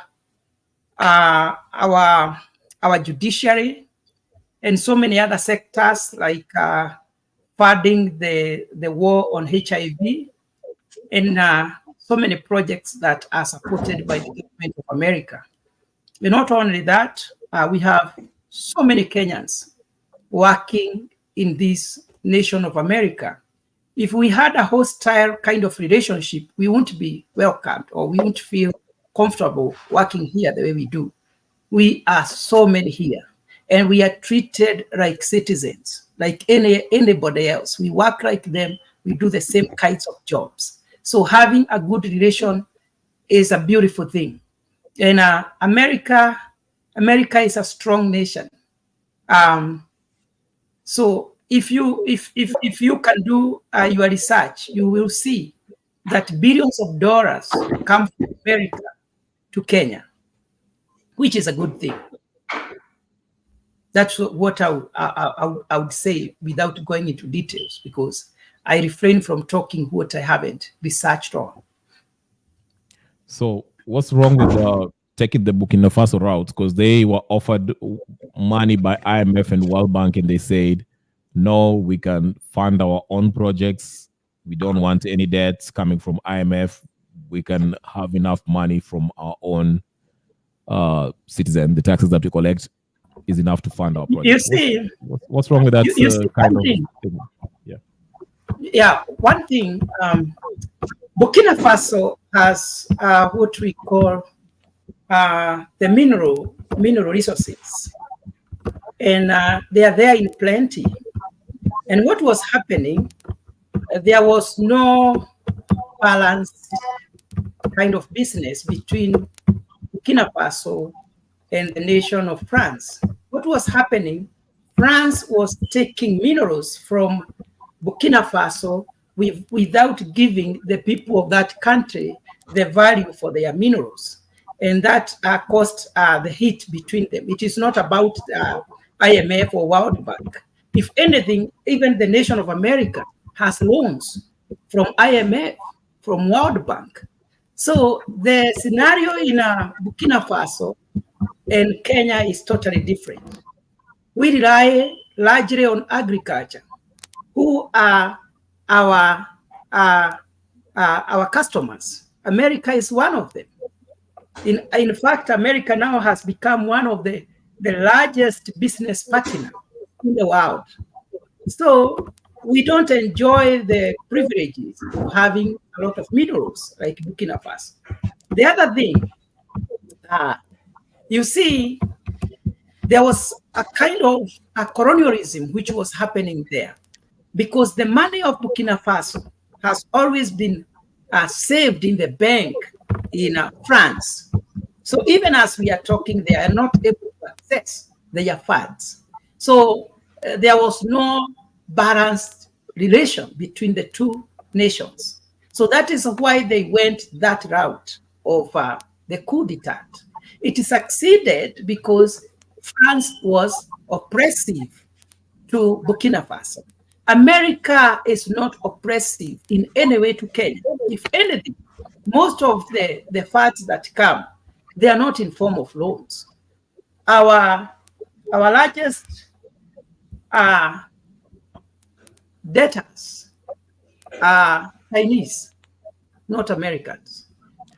Like okay. Now the funds they give for AIDS, we don't refund, we don't pay. They come in terms of AIDS. You know, the funds they give to our judiciary, we don't refund. They come in terms of support, because, you know, people don't understand. This nation of America, it has 50 states, and some of these states, their finances or their budgets are bigger than the whole budget of Kenya. Take, for example, the New York state. The budget of one state in America is larger than the budget of the entire of our country, Kenya. So Kenya is just a very, very small country to think that we are being exploited by America. The only thing they are doing is to support. Previously, maybe they used to interfere so much with our politics, but I don't see it happening, because with the coming of Chinese, what they are looking, they're just looking to maintain good relation with the nations of Africa. So you don't believe that economically we are not reliant on the British and Americans? They don't dictate our policies. They don't dictate anything that we do. They don't. Okay. I don't think so. Okay. So you don't. Okay. I guess the last question I wanted to ask you is, when I mentioned Burkina Faso, I meant, yes, you might say that they have minerals and we don't, and whatever the case is. But I'm just saying the whole idea of like Kibaki said, kulipa ushuru ni kujitegemea. We have enough money that we can collect from our taxpayers to actually take care of the development that we need in Kenya. That's why I keep on mentioning, if you listen to Jimmy Wanjigi when he did his audit, and even challenge anyone to go look at the SGR and stuff, and they say the money that we paid for the SGR loan was enough to actually fund that SGR project 5 times over. What I'm trying to say is this: the money that we collect from the taxpayers, okay, is enough to fund any budget we have, plus the developments that we'd like to have. So why not do that? Get rid of the corruption, which is the number one reason why these funds always don't make their way to the projects or the budget that we come up with. The controller of budget can tell you so. Why can't we just tighten, get rid of corruption, prosecute the people who are, historically speaking, use that money to develop our country so we can be self-reliant instead of relying on the US, China, and all these countries giving us loans and dictating the terms of the loans? Because the loans that we just took, the Eurobond 2, is actually over higher interest rate than the previous one. So why can't we just do that instead of borrowing here and there, left, right, and center, money that our grandkids and great grandkids will pay for?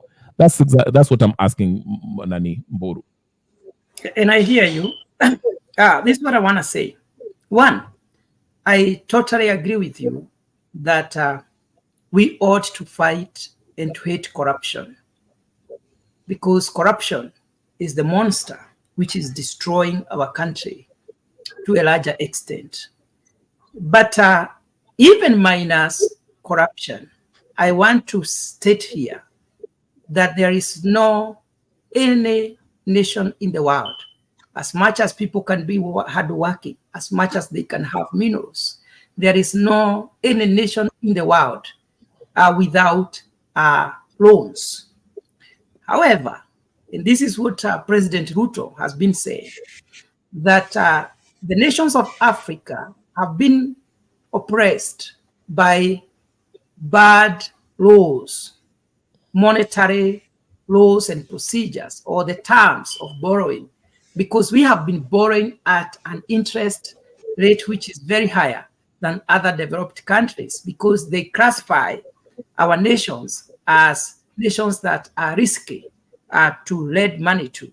And because of that, we have been setting interests that are very high and procedures that are very difficult before our countries could access the loans. So what we should be agitating for is not to say that we can rely on ourselves, is to fight to get favorable terms and conditions when it comes to borrowing loans, that we should be able to borrow like any other country of the world the same way. So this America you see here has a lot of loans. Jeff. Even China, even Japan. Jeff Buru. Terms are different. Jeff, before you go on, just a quick example. Why should we go to another bank? I'm just giving an example. Why should we go to another bank, a foreign bank, where we are complaining, oh, you are not giving us a favorable terms of the loan, while, let's say, in your own household, if you cut down your expenses, na hizo ma corruption ambayo inafanyika kwa familia yako, let's say you keep on eating outside, you ordering pizza every day, unakula chakula nje, unaenda kwa mall, unanunua nini, ukikata hizo na utumie hiyo pesa to start a small business, basically I'm saying the money that we make, we can actually fund the things that we want to do, pay for the budget that we have, fund our development things, borrow from our own national banks. We don't have to go to foreign banks, America, IMF, World Bank, Chinese, and ask them for favorable terms of borrowing. Why can't we just take care of the money which we know we have, but we are wasting it through corruption and every other stuff? Why can't we do that instead of complaining and talking about that nyinyi watu wa IMF, you're not giving us favorable terms compared to what you're giving to America and everything. We should go out there. If we already have the money here, if we just keep our house in order. That's the argument I'm making, Jeff, and I'll finish with that. Yeah, and just my final also response. I want to say that that topic of how much are we correct versus our expenditure is something that we can only discuss now generally, because we don't have the figures. And unless you are able to come with and say, this is the much Kenya correct annually, and this is the expenditure that we are required to cater for, then we compare and see. You see, with our money, we can fund what we are supposed to pay. Without that, it would be very hard to say confidently that we are able to do it. For me, I think we are not able to do it, because the owners of numbers tell us that in Kenya, 55% of our total revenue goes to the recurrent expenditure, whereas 45% goes to other developments.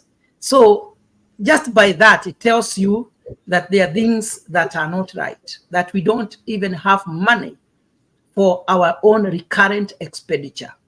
So there are so many things to be put into the right perspective. I tried to follow up the report of Wajigi. This was something that nobody could prove whether it is right or wrong. You wonder even where to start. He gave you the reference where you can find the digits.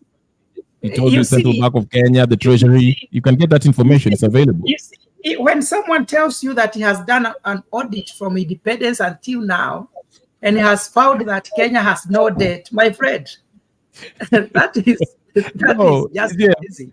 Buru, if I tell you, that is crazy. Buru. That is why even the members of parliament, they were just dismissing him respectively, because they knew. No, Jeff, let's be fair. Nikikuja hapa nikwambie nimefanya audit nikapata kwa nyumba yako. You remember when that gentleman you called Jimmy Wajigi went to parliament? He gave them the documents and he told them, go get report from the Kenya Commercial Bank, from the Central Bank, and he was sending them. Compare it. And Auditor General. These are not my documents. These are government documents. These audits are done by government auditors. Blah blah blah. I want to tell you, our MPs. I know we have MPs. Do you think that our MPs are ignorant, or they are too busy to do this kind of research? Because most of the MPs, and they're supposed to do it. They're supposed to do it. They go to parliament. They are not ignorant. When I was young, I would see the young Orengo, Kiraitu Murungi, and the people like Paul Muite. This nowadays, I think he's old. I can't imagine seeing him today. You'll see them in that parliament morning session, afternoon session. Nowadays, we see our MPs once in a while, like they go around their businesses, only pass through parliament. I don't know what changed. Or is it because they are three? So not easy for you. The debate can go on without them. Yeah, Mburu, the point Leo is making is this, Mburu, very quickly. He's saying the documents that he was using to do his audit, you can actually go and verify, find them at CB. Yeah, you can get them. It's not something that he's making up. That's what he was telling I can tell you for sure that was an exercise in futility. The most crazy thing I have ever heard since I was born.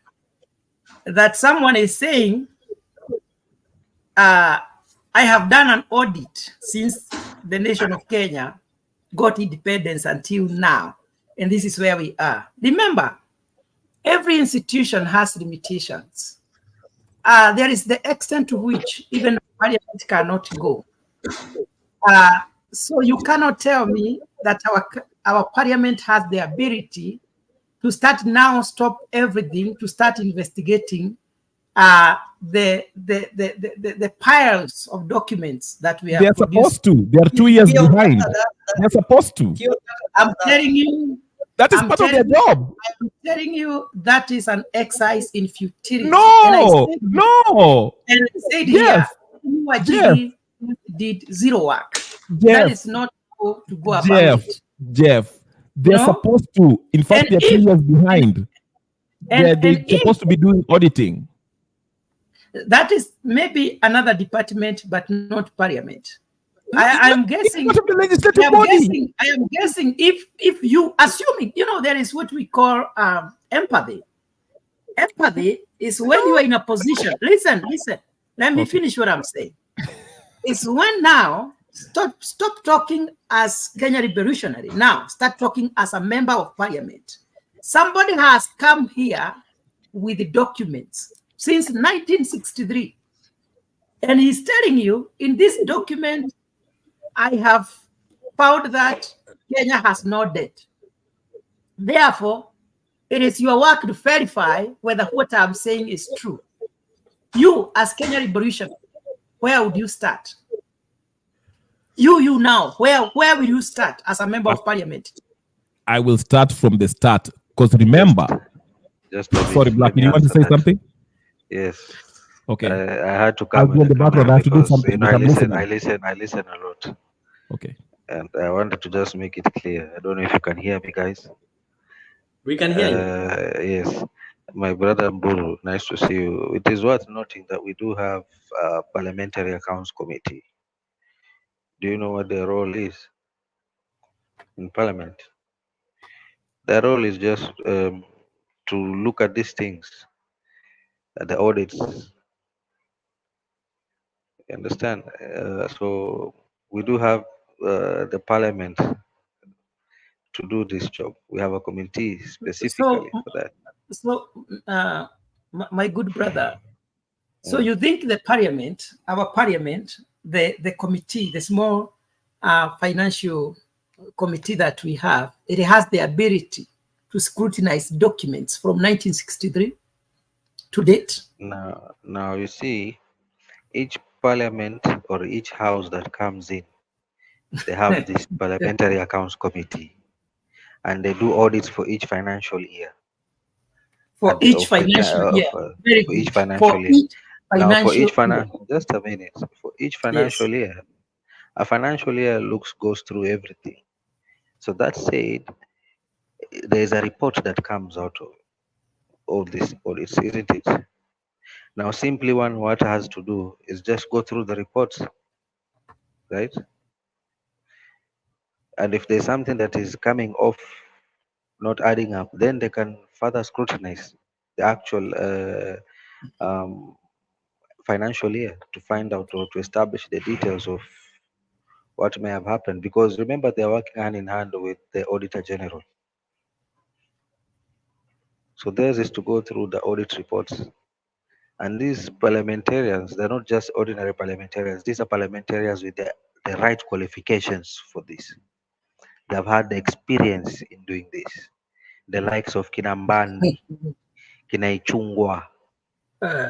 You don't have Sudis there. I'm telling you.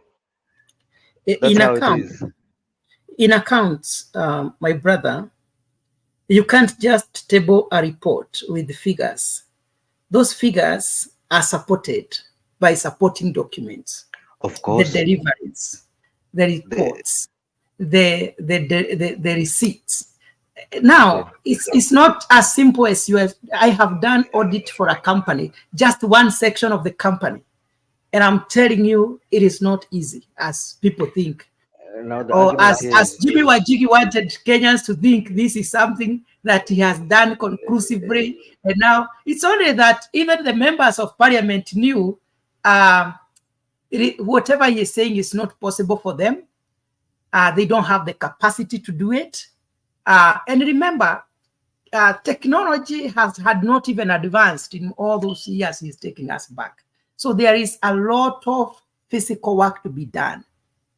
Apart from the soft copies, many of the documents that need scrutiny are what we call the hard copies. They are not even in computers. So that is an exercise which I don't think it can be done with a lot of planning. It would require a lot of money also and a lot of human resource for such an exercise to be done.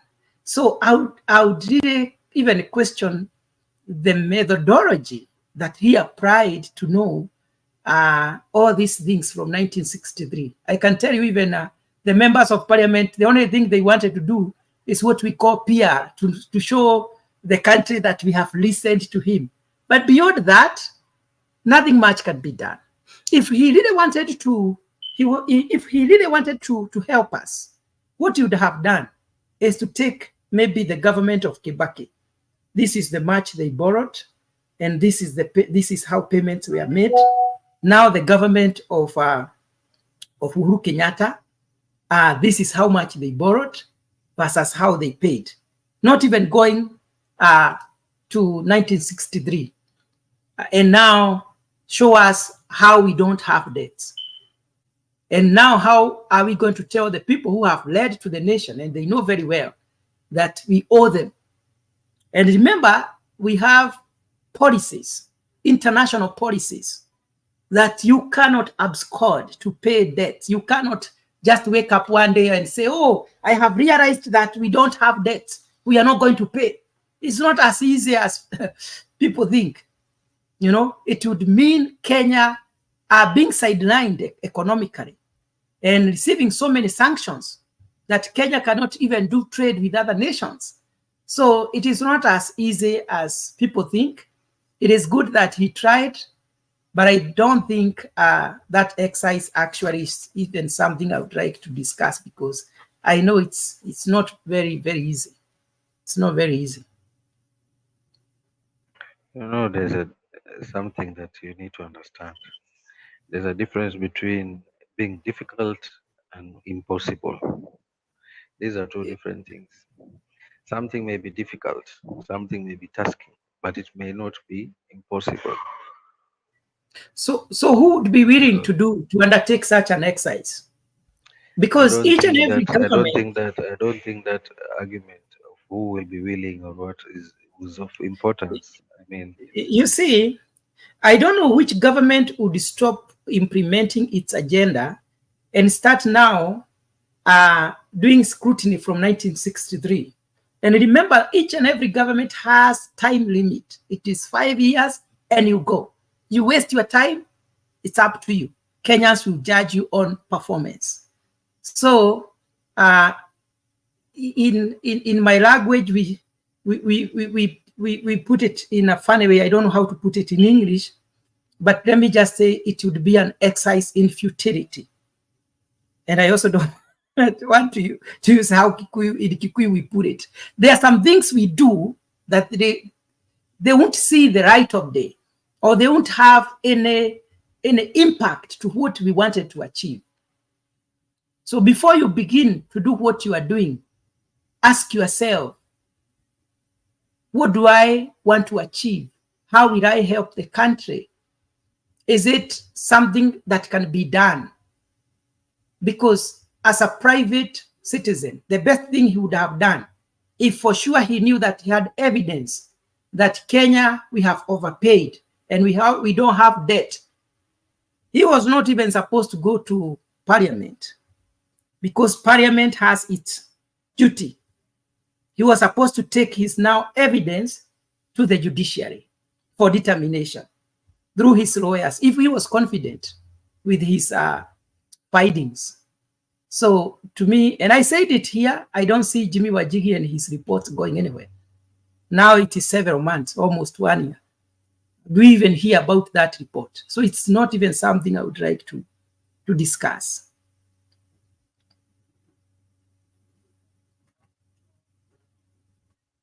Mr. Leo.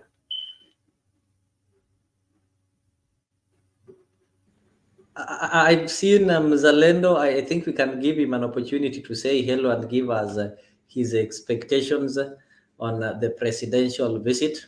I'm trying to engage. We are going to continue with this kind of conversation. Of course, after this, we are going to have somebody called Dr. Obiero, who is also going to take us through some of the expectations of the president's visit, and he's also going try to explain to us why this kind of visit is important and the effects that Kenyans are going to feel after the visit. So I'll give, after this short break, I'll give Mzalendo an opportunity to say hello and give his expectations. So I think at around 6 a.m. Kenyan time, I don't know what time it will be on your end, we are going to host one Dr. Obiero in this studio.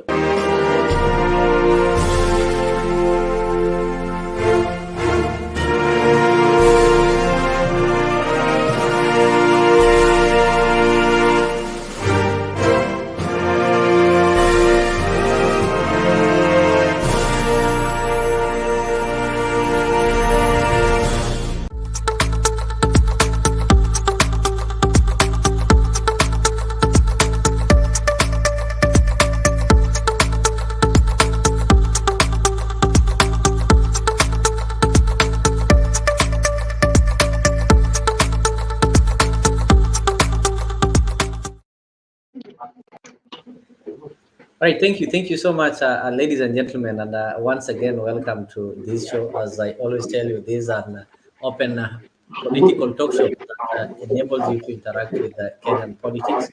Of course, today we're just trying to weigh in the presidential tour, the American visit. Of course, it is a state visit, one of its kind, and I know Kenyans are having so many expectations. So let us get connected. Let us interact with each other. You can always use the comment section there and let us know where you are joining us from. And of course, if you've not subscribed to Afriq 24-hour TV, make sure that you subscribe. And the ones who subscribed, I also want you to go a step ahead and join and become a member of Afriq 24-hour TV. I know there are so many people who have subscribed, over 800. So if you can become members, that would really be wonderful. I can always see somebody is there. Obera is saying that, I don't know who Obera is referring to. Good year, of course, it is great seeing you there. I'm having, who else? I'm having Geoffrey Ruto. Of course, I'm really enjoying and following up on your conversation. Of course, we've also had the Kenya Rebellion. So if you also want to join us in studio and be part of this conversation, I've also shared a studio link on the comment section. So you can use that studio link, join the studio, take part in this conversation. So Mzalendo, I wanted to tell you to mute, but you can proceed and say hello and give us your expectations or what you are feeling so far concerning the state visit that the president is undertaking in the United States of America. Thank you, Leo, and once again, I want to say hi to everybody on the comment section. Good year, nimepata salamu. Thank you very much for continuing to be part and parcel of the discussion. Good evening, Mburu. I saw Kenya Rebellion at some point. Good evening to them, wherever they are. Well, Leo, first of all, I just want to say this visit is a unique one because it marks the friendship between the two countries. It marks 60 years of friendship between America and Kenya. So first, it's a celebration that many people don't really know. It's a celebration that they started this conversation a long time ago, 60 years ago. Now, this visit will strengthen so many things. Apart from diplomatic ties, we are looking at the economic ties between Washington and Nairobi. So there are so many things that they will look into: trade and investment, issues of technology, issue of clean energy. You know, America is leading in the issue of clean energy. So Kenya has a lot to benefit and to learn from the first world when it comes to clean energy and manufacture. Now, I believe the president will also be pitching on behalf of the Kenyan government on the jobs that they can bring to Kenya. especially in the technological field, telecommunication, TNT, T-Mobile, and all that. You have to know, Leo, that the Asian countries have already dominated in that kind of market. And it is important that we also tap in. Even in Nigeria, I've already tapped into the US market. Customer service, for example, for my mobile provider, I got it from Philippines. There's a lady who is in Philippines who will pick up my call and try to answer the problems that I'm having on my end.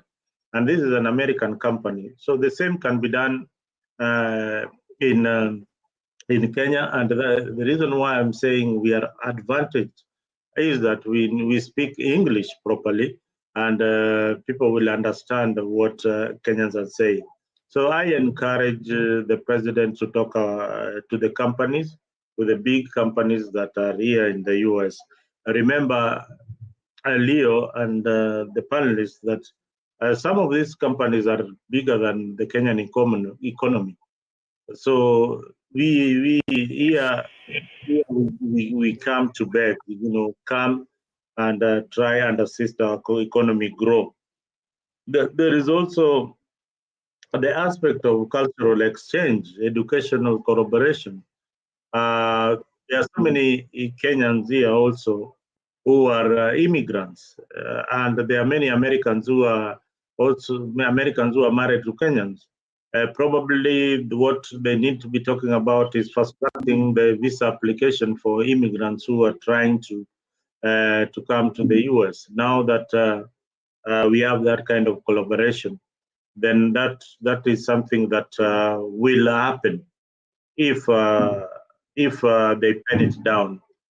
Another aspect is on security. You remember, Kenya is very, very instrumental for the American people, the American army. They have their training base in Nanyuki.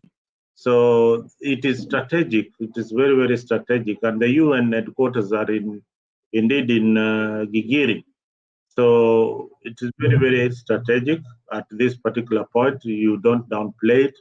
The issues that will be discussed here are issues that will benefit the whole country. The issue of climate change, if you get a good deal, there's a lot of money in the climate change that is being pumped by the development partners. So this is something that I look up to. I want to see all the details of whatever agreement or arrangement that they have made. And we look forward to many good things that will happen to our country. Otherwise, thank you.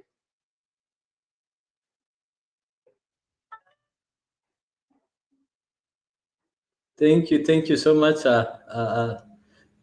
Mzalendo. You said we look forward for having some positive response, or maybe some positive results from this kind of visit. Maybe if you can just take us through, like, how this kind of state visit maybe is. Like when the president arrived, the first thing we saw, he had a meeting with Kenyan, and maybe he was trying to brief them on how things are, and also trying to get to know how they feel about his policies. And it was quite evident from that meeting that Kenyans who are in America, most of them still feel that the policies of the president are so unpopular based on the kind of questions that they were asking. Do you think they got the best response, or they got satisfied with the kind of the response that the president and the delegation gave them concerning most of the worrying questions that they had? I hope you did follow what happened at Atlanta yesterday, some few hours ago, if I don't. Actually, I've just stepped in from work. I'm yet to follow what really happened, but I believe we share the same sentiments with most of the people living in the diaspora. Their expectations are high, especially on the money transfer. They need to do something about the money transfer. The taxes are, of course, very, very high. Those are the issues that they are going to discuss, and many more if they didn't raise the opportunities if the government didn't raise the opportunities that are there for people from diaspora to come and invest at home, that is something that they ought to have raised there in Atlanta. And what are some of the things that really bother people in the diaspora? The issue of security. Security is also something that is bothering us here, and infrastructure. So if the infrastructure can be worked out, then we are okay as people in the diaspora. Remember, the diasporians pump in a lot of money, And for me, the negotiation would have been, they need to get a pie on that table because of the money that they pump in, and their money is used in development, which sometimes they don't benefit directly.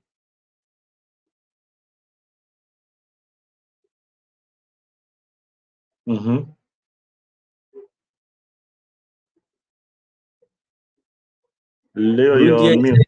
They asked about fertilizers. Maybe I can just play that, and maybe you can be able to tell me whether that response was satisfying or not. Lady, there's a lady there. Yes. Stand up, lady there. You can stand up, madam. Yeah. Haya. Uliza maswali, boss. Mr. President, I'm honored to be in your presence. I am, my name is Tom Mongosi. I am from New York. But I am a very, how can I say, I'm a diaspora farmer. In that, I mean, I do a lot of acreages in Narok for wheat. But I know, I'm not too sure, but I know it came to your attention that this planting season, I lost over 250,000 on fake fertilizer, which was sold to us by the National Cereal and Produce Board. So from your office and from the ministry that is standing in for agriculture, as farmers, we are suffering on this end of getting things that really, I'm not sure if the government knows or the government has party to it, or what it is that you need to tell us as farmers, because I'm trying to fight for my refund of all the almost 100 bags I got for fake fertilizer. I will answer you right away. Number one, we asked every farmer who bought fertilizer that was finally identified not to be good to register, and 7,000 farmers registered. And already we have started compensation of every farmer. You will get equivalent fertilizer without having to pay. Every farmer. That is number one. That is number one. And number two, we have taken the managing director of Cereals Board and all his team. They are now waiting for prosecution. We have already sent them out of office, and we are going to deal with them firmly and conclusively. Are we together? So we will not only refund you, we will not only give you, replace your fertilizer, but we are also going to deal with the crooks. Yes, let me. I think you've had some of the question and the responses that the president gave. There is a point where I think most Kenyans picked and maybe had some issues with when it came to the response. The president told them that they've fired the entire cereals board and they're waiting persecution, and the farmers are going to get their fertilizers, which some Kenyans were asking, really, the fertilizer was supposed to be used for the planting season? Okay, of course it is going to be replaced, but it will be late when the planting has already taken place. So either this person will automatically go at a loss if they don't have an extra money maybe to acquire new ones, which is also not possible because you are only supposed to get these fertilizers once. So it means they'll plant without anything, or they'll fail to plant. Then on the second part, Kenyans picked it and said that the president was not sincere because nobody has been fired in that department. And the only thing that Okay. happened, there was a bill to impeach the minister, and it also failed. Anyway, Leo, you know, sometimes it's good to come with some facts. You know, the MD for cereal board is called one John Kimote or something. John Kimote has been arrested. Was arrested very recently in the connection of the fake fertilizer scandal. So on that particular issue, the MD already for Kenya National Cereal Board is facing the law. About the other fellows who have been fired, I can't confirm, but I can confirm that one John Kemeto was arrested and is facing prosecution, so he's not in office. Now,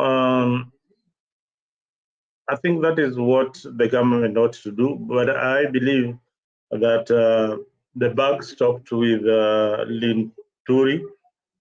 Linturi should have gone home.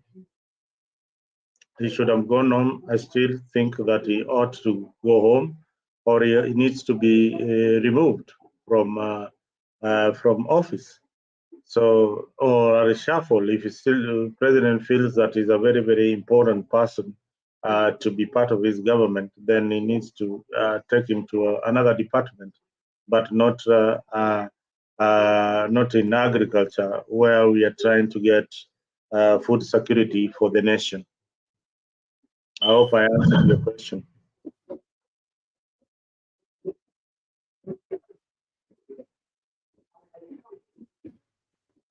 You are on mute. Mr. Those are the issues that I had. Kenyans picking and picking from maybe some of the responses, and of course, most Kenyans were also angered with the kind of response that they got from the government spokesman when Kenyans questioned. Of course, I just want to get to know your opinion on this. Kenyans tried to question the cost of this travel when it came out that the government hired a jet that is going to cost taxpayers 200 million Kenyan shillings. So Kenyans were saying, why it not possible for maybe the government to hire or to charter KQ at the cost of 50 million and save 150 million? So I don't know what is your take on that. Of course, that is something that has been controlled. People have really picked issues with it, with the Kenyans questioning why is the trip so expensive and such kind of things. And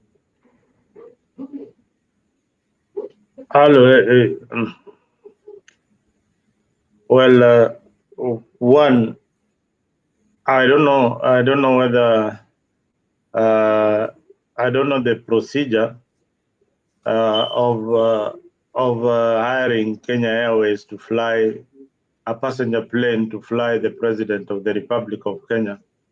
I don't know what that would be, but one thing I know is that the presidential jet that was purchased 30 years ago is something that if you are president, you wouldn't trust even to board a flight of about 18 to 20 hours in the air, a plane that is not flying regularly and was bought almost 30 years ago. Maybe it would have taken longer. Maybe they were not sure about the capability of it flying at that particular time. On issue of the expenses that they used, yes, I think it is very expensive. Most of these African leaders, they ought to be ordinary people. I don't find it. It's not if they can take a normal chopper or within the country, then they can just take a domestic flight, an international flight, even ALM or even KQ, just to promote them and fly them to New York. Then later on, they can connect a connecting flight. But you see, the president moves with an entourage, meaning there are so many luggages that they have. There's so many confidential documents that they travel with. So some of these reasons are the reasons why they charter a private jet, that kind of privacy, and for security reasons also. There are security reasons. So these jets are hired mainly by celebs and people who can afford them, like the Kenyan government. But I think it is high time that Kenya acquires a new jet for the president, so that we cannot incur some of these expenses in future.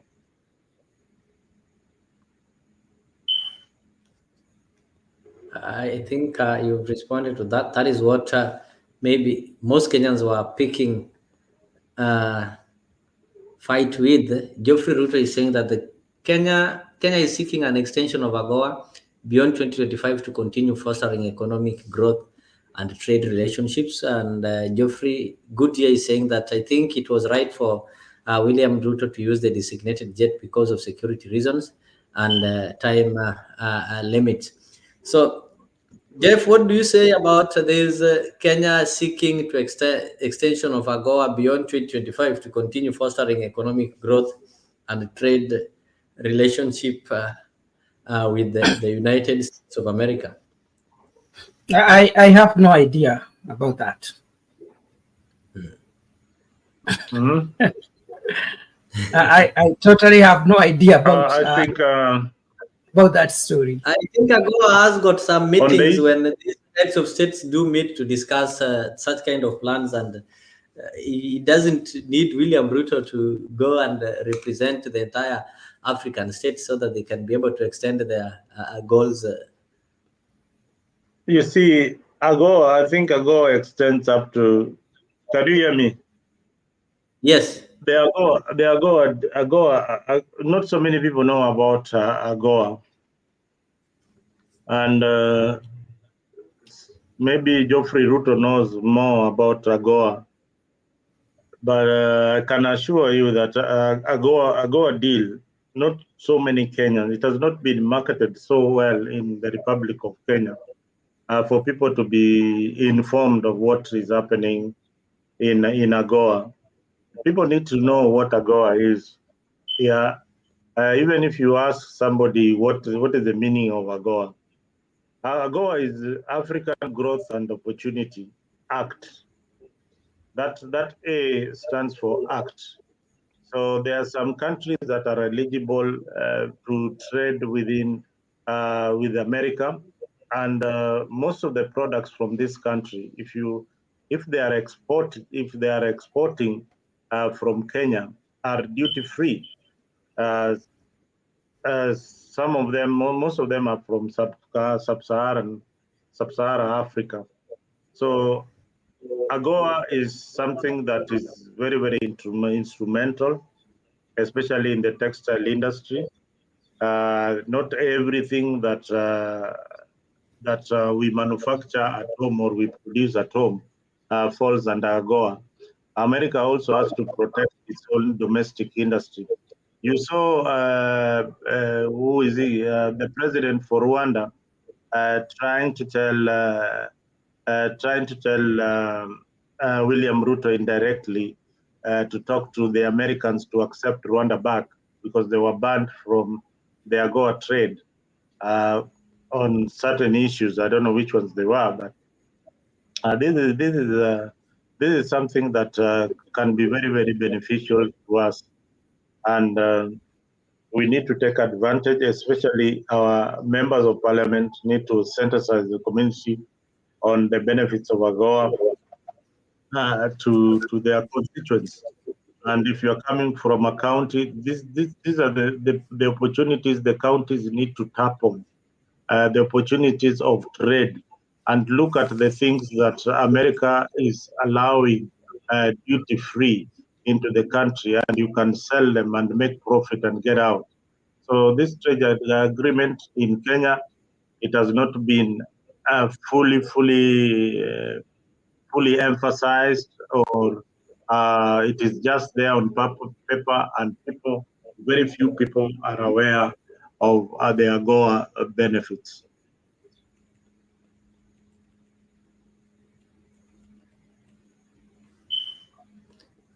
I think that is well understood, unless maybe Geoffrey Ruto wants to add something on it. Then that is well understood. So as Kenyans, as we wait, I know we are waiting to see what is going to happen in this kind of visit, and we are eagerly waiting to see how we are going to strengthen our relationship. So, Jeff, do you think that this issue of green card can also be one of the things that the president is going to discuss there, so that Kenyans can be able to be given more green cards? Green card is an American system that cannot be interfered with by anyone. Even the president won't say, the way you've been talking to Facebook and YouTube to consider monetizing Kenyans, so you can go and tell the president, okay, well, we want you to increase the number of green cards that you are allocating. It's not possible to interfere with the system, but they can make it easy for Kenyans to come to America, not necessarily green cards. Like, of course, we've been seeing Kenya lifting the visa requirement. So can you also do that and tell the Americans that you're going to lift visa requirements? If they dare do that, all Kenyans will be here. Do you see how many people apply for green cards, my friend? So that is not possible, but they won't be very strict. Maybe it will even be easier for Kenyans to get documents to work when they're already here. And apart from the disadvantages, because what happens as a nation, we focus so much on the bad things. We even don't have time to think of the good things that happen around our government.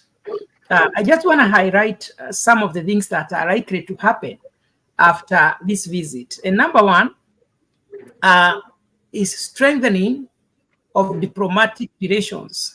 The visit can foster stronger ties between the two nations, promoting cooperation and understanding.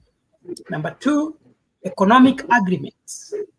Leaders may discuss and sign trade agreements, investments, or partnerships boosting economic cooperation. Very important. There is nothing good like working or doing business with America. Why? Because of the strength of the dollar. If we can be in a position to to export our products from Kenya and sell them to America, we would be making great profit. I know there are people who are able to do that, like those who sell the French beans and some cultural products. Those people make a lot of money. And we want to see American market opening, because the value of our shilling is down, but the value of dollar is very high. It will be more advantage, or it is advantageous to Kenyans to do business with America than it is for Americans to do business with Kenya. The other thing I want to touch on is the cultural exchange. The visit can facilitate cultural understanding and exchange programs, enhancing people-to-people connections. Like, for instance, people don't know, we have what we call the exchange visitors visa. When the presidents meet and agree, they open such spaces.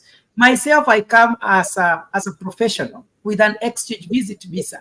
And after that, I was able to get the documents to stay. So those are some of the things that open when leaders can meet and talk. Then we have global influence. The meeting can shape global policies, address pressing issues, and demonstrate joint leadership on the world stage. So a nation that relates very well with America is not just a nation that you can tamper with anyhow.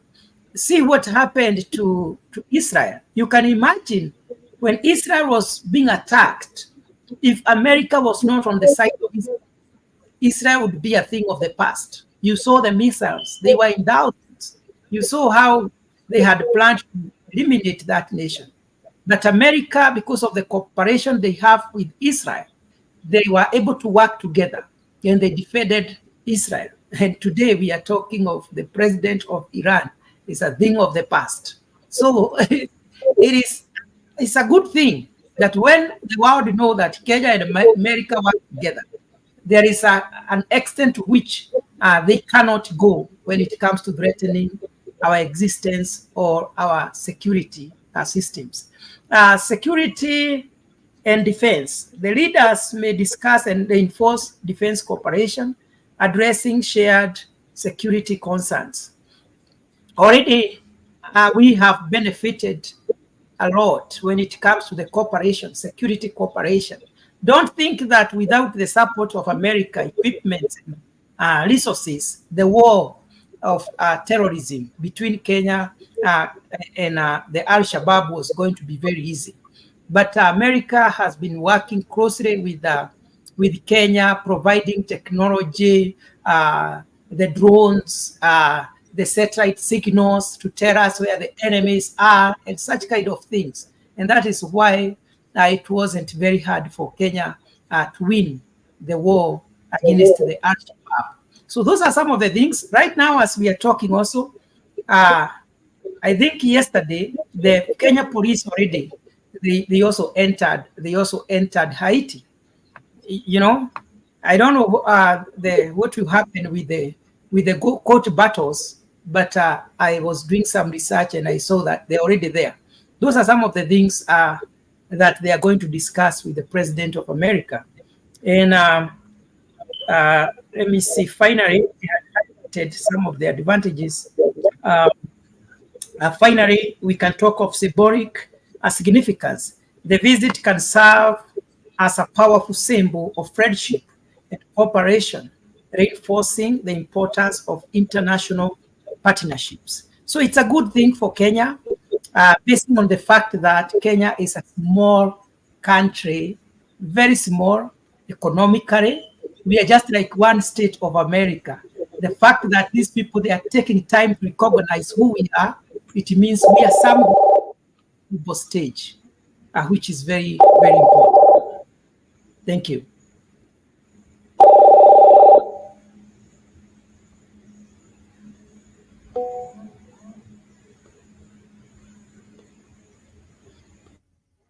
I am done, Mr. Leo. I get you. Belinda, unless you have something. Sorry? We can touch on the issue of the Kenyan police on Haiti. I also saw the pictures. They're already there. Maybe we can get some. I don't know information. Mzalendo, do you have any information about the Kenyan police? And of course, I don't know why it's a coincidence that the Kenyan police were going to Haiti the time that the president was also having a visit in America. I don't know if that one. Some people feel it that it is Americans that are really pushing and using Kenya to go to Haiti, because Haiti is a threat. The issue in Haiti is a threat not to Kenyans, but it's a threat to America, because year in, year out, you'll find that most people migrate from Haiti to America, and maybe it's also a security threat over there. So somebody feels that they now want to use Kenya, and they are really making use of maybe our president, and it seems it is going to be successful for their own benefit. So it's a coincidence that the president is going there and the police are also sent there, despite the fact that our courts declared it illegal, simply because we did not have what is called a reciprocal agreement with Haiti, because by the time we are getting into this kind of agreement, Haiti did not have a president since the assassination of their former president. Apart from that, the person who purported to have signed this kind of agreement, their prime minister, resigned on the way before even reaching Haiti, and he did not even get back to Haiti. So what do you think is going to happen in this case?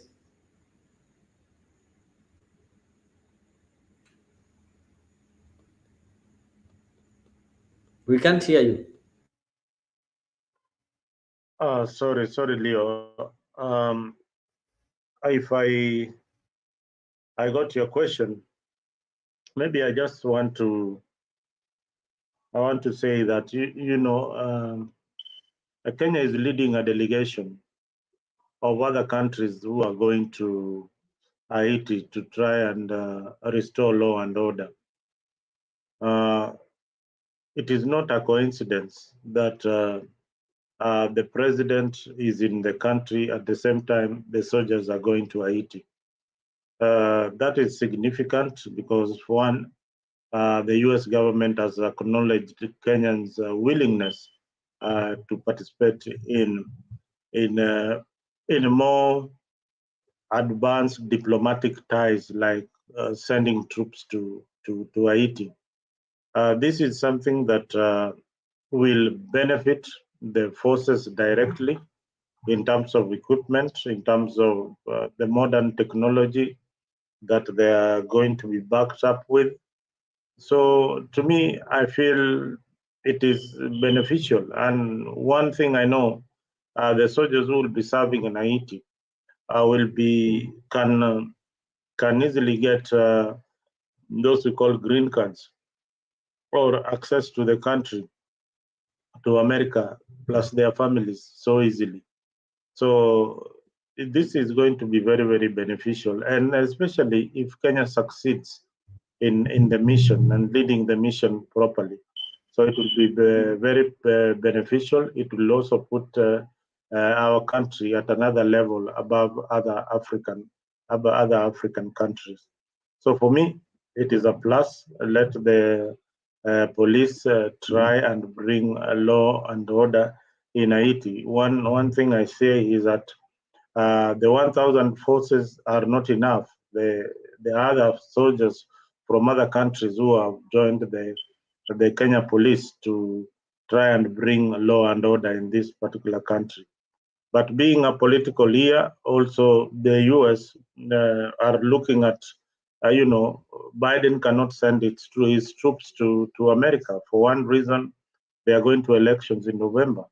So they are really trying to create a balance. Anything that will deny the Democrats votes, they will not participate in it. So if they get countries to help them in this particular mission, then I can assure you they are very, very happy about the Kenyan engagement. Muzarendo, I used to think that our police and our army officers don't like being sent for missions, until when one of the brigadiers was living in our house. We had rented one side of our house to an army brigadier. And this was the time when the police were being sent, I think, to Sierra Leone. Do you know they were talking to us, telling us, you are very close to our boss, please talk to him so that my name may be added in the list. And anybody who was close to the brigadier used to get such kind of requests because our soldiers and our police like being deployed out there, because there are benefits which come with it, in such a way that after you have been deployed outside the country, you are never the same again in terms of remuneration and also the experience that you get. Those are the people who get promoted very easily, and also they are able to get other opportunities. The other thing I want to say that our officers, I don't have much knowledge about the police, because we don't normally deploy policemen most of the time, but especially our army officers are known world over in peacekeeping because they do it very well and also professionally. And I also want to believe the reason why the president has been buying all this time with this of also entertaining the court battles is because he wanted time so that these police officers who have been deployed could undergo the training, the necessary training to be in a position to go and do their job. And not only that, I know they were also doing research on the ground to ensure that they succeed once they go there. I remember there was a time America had really tried to bring peace and order in Somalia. They had deployed their soldiers, and it wasn't very easy for them. They went through a very hard time, and they had to withdraw finally because the people of America, after seeing how brutally their soldiers were being treated and killed, the people of America cried to the government to return their children back. And the government of America had to agree, and they withdrew from Somalia. But what happened after the Al-Shabaab became the threat to our tourism industry? Mwai Kibaki and his government said, no, this will not continue. We will go there and we will conquer. And I can say, to a greater extent, Kenya succeeded. So there is anticipation that we are going to fail. Our soldiers are going to come back dead. It is not a must. We surprisingly are likely to go there and succeed because at least our training is good, and also even the police have been facing very tough time, like the shifters, even the Al-Shabaab in Kenya. They are not as simple people the way people think. So I believe they are likely to succeed. And also I want to believe that the president may not risk to undertake an exercise that is likely to bring his government down. So they must have done enough research, investigation. They must have gathered the right information, and they know exactly what they will start with. So it's just a matter of time. That's what I believe, because for me, I wasn't supporting that we said our police. I was saying, why can't we said our army? But because it has happened, and that is how they decided, for us, it's just to wish our uniformed officers all the best, that they will go, they conquer, and they come back alive to Kenya.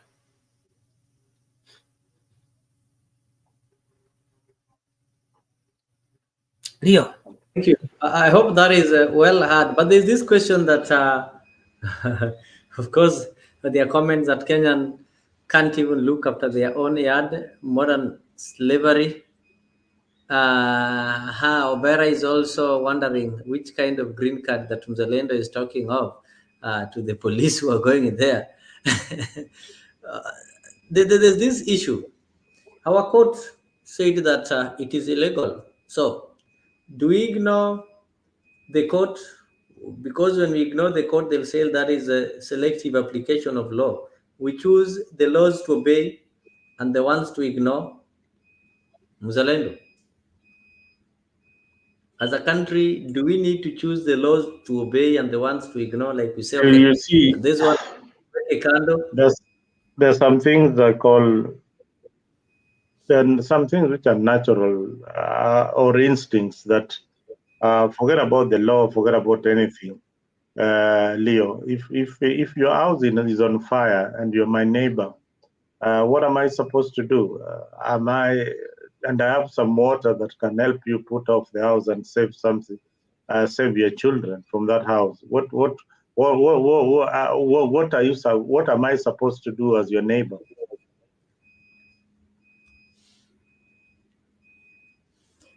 So that's a question that has been asked largely because people are saying that the previous regime used to ignore some court orders. So maybe to set a good precedence, then we need to adhere and obey the law, because somebody will use that one as an excuse that now that order was not respected. So we don't need to obey some orders. And No, Ruto is I saying think that the law is court not order on can't Haiti be was selective.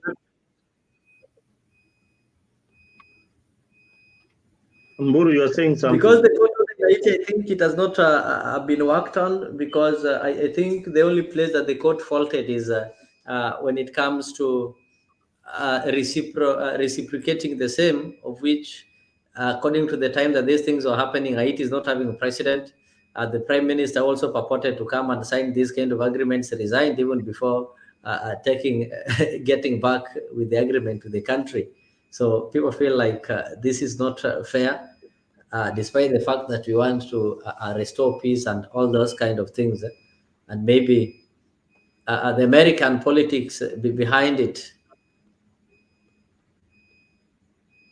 I think the Kenyan government has decided to bypass the court order for obvious reasons.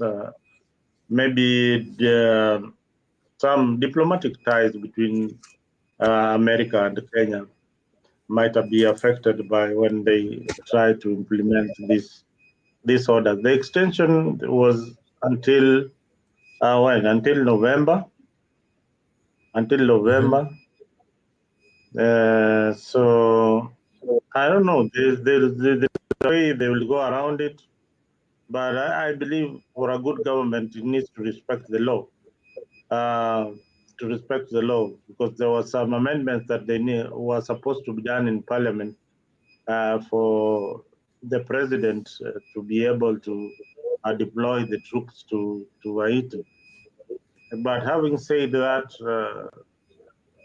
it seems that the troops are already en route to Haiti. I am not sure whether they have reached Haiti, but they are going there as we speak. Probably the president will see them off at the airport here in America. So we are yet to see that, because the reasons that were being put by Okuru Court of Third Way Alliance, I think he's a political leader of Third Way Alliance Party. The kind of He's the party leader of Third Way Alliance. You see what we say. Yeah, Ekuru Court is the one who took the case to the court, and the court suspended the deployment. And we normally say that in law there is always a lacuna, or there is a way in which, when the law is looked critically, the government, to a greater extent, will always have a way of navigating around and doing what they wanted to do. Because when I look at that ruling, though they said it was not founded or backed by the law, or it was unconstitutional, they said, let me just read part of it, that the major reason why. So this is what was going on here, that the court in January ruled this was unconstitutional, in part because of lack of reciprocal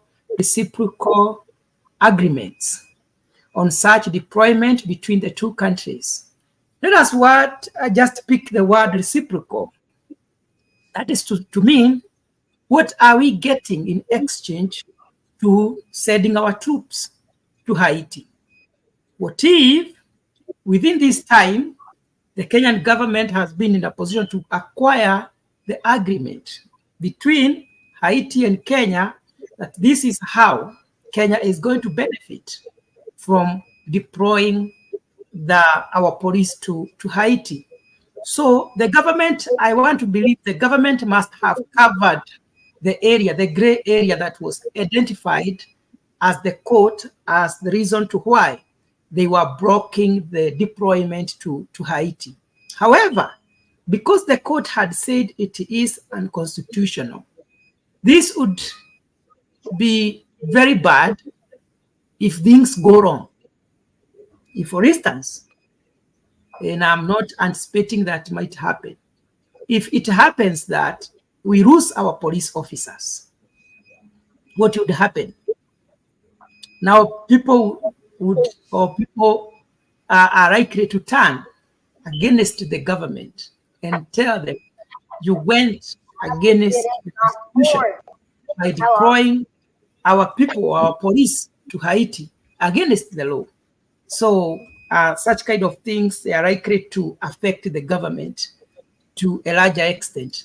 That is why they were supposed to follow the court to the end until the court pronounces that now we have opened the way for you to deploy. Because all what they needed is to have an agreement. But now the question was, the agreement was going to be signed between who and who? Because the only person who was there, who was going to sign such an agreement, resigned. So Mzaredo, maybe you can help us on the structure of the Haiti governance. It's like there has not been government operate. I hear they are government because they are police officers also, but I really don't understand how they operate because even the prime minister resigned. You're muted.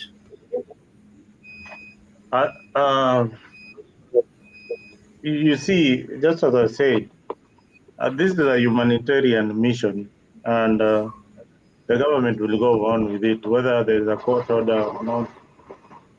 They just have to go on with it.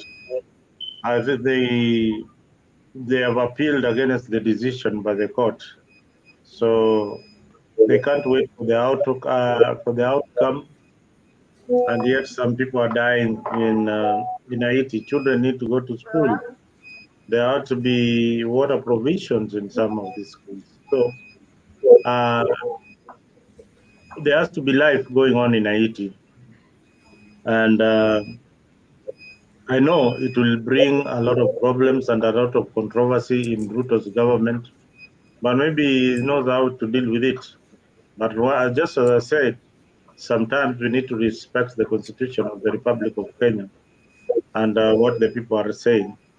I believe if there are necessary agreements that ought to have been done, there are a lot of technicalities that are now affecting it. Haiti does not have a government. Haiti does not have a government. The other day, the guy who came to sign those agreements resigned. I don't know, he's in exile in which country, but he quit. He quit. He didn't even go back to his own country. So he does not have any agreement. So who is in charge in Haiti? Will the government be signing the agreement with the gangs? That is my question. I want to that is the problem. That's the question that everybody is asking. Korir can tell us, what did the Haiti army say? Or Korir has said there. Remember what Haiti army said? Or you guys are forgetting? Maybe you can remind us. We don't know what they said. But in war, a lot of psychology is applied. So they were just trying to threaten Kenya, the Kenyan police, that they should not dare to be deployed there because they will go back dead. Those are just, they are threats. They are threats because they didn't want them to go. They tried even to overthrow the government, to take the airport. All that they were doing so that the Kenyan government may be afraid to send the police. But finally, because Kenya already has gone through all these processes with Al-Shabaab, the government of Kenya understood very well that these people are scared, and that is why they are reacting or behaving the way they were behaving. And now I know the first approach that should be applied is diplomacy. Are these people willing to sit down and resolve their issues, just like we did with Congo? In Congo, our army didn't fight, but they were deployed there. And because of the fear of the M23, they said, guys, we want to sit down with the government and have a discussion.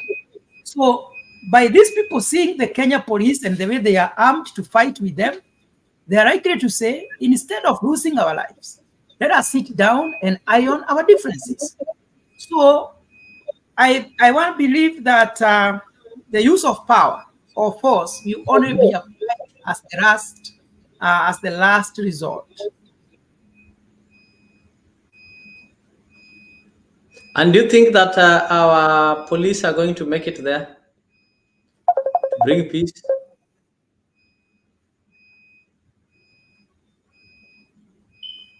Buri, do you think? Sorry, what did you ask? Sorry, there was. Do you think our police will make it? Why not? They have made it before. They will make it again. No, the ones that have made it are there not is police. Those ones are not police. Those ones were army. Let me tell you, a human being is a human being. Even you are not a police officer. But if you can be trained, you can become anything. These people, and they are called, where they've been they are called police. You see, to support and guide them. You see, nobody was born as an army officer. They were trained.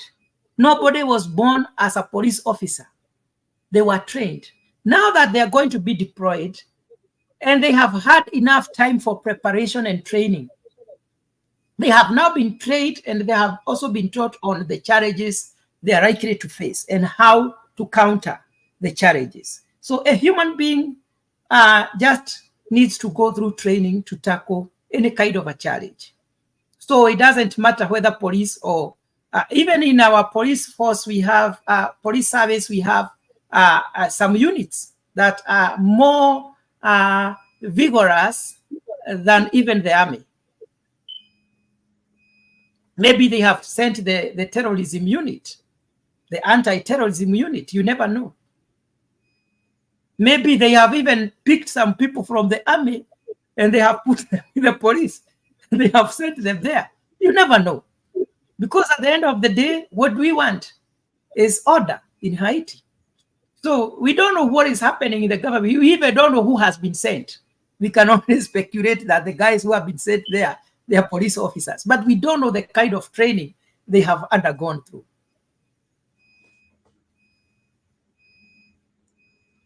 Get you. Let us hope that they'll make it. They will. With our prayers, they will. They also, you see, they have even started posting pictures. They are very happy. They are saying, we're already here. And you see, number one is that they have the right equipment. Sometimes we don't need hundreds of people. Already they have been given the right equipment, the right information, the right technology. You know, the satellites, what people don't know, America does not have so many soldiers, but it is rich in technology. Right now, if they want any information about Haiti, the satellites will be able to show each and every person and everywhere they are hiding. And that is how they fight their wars. So sometimes nobody who is going to fight with these guns. It's a matter of just being able to control the drones. If now the worst comes to the worst, that now they need to be killed, they will be wiped. And they are very aware of that.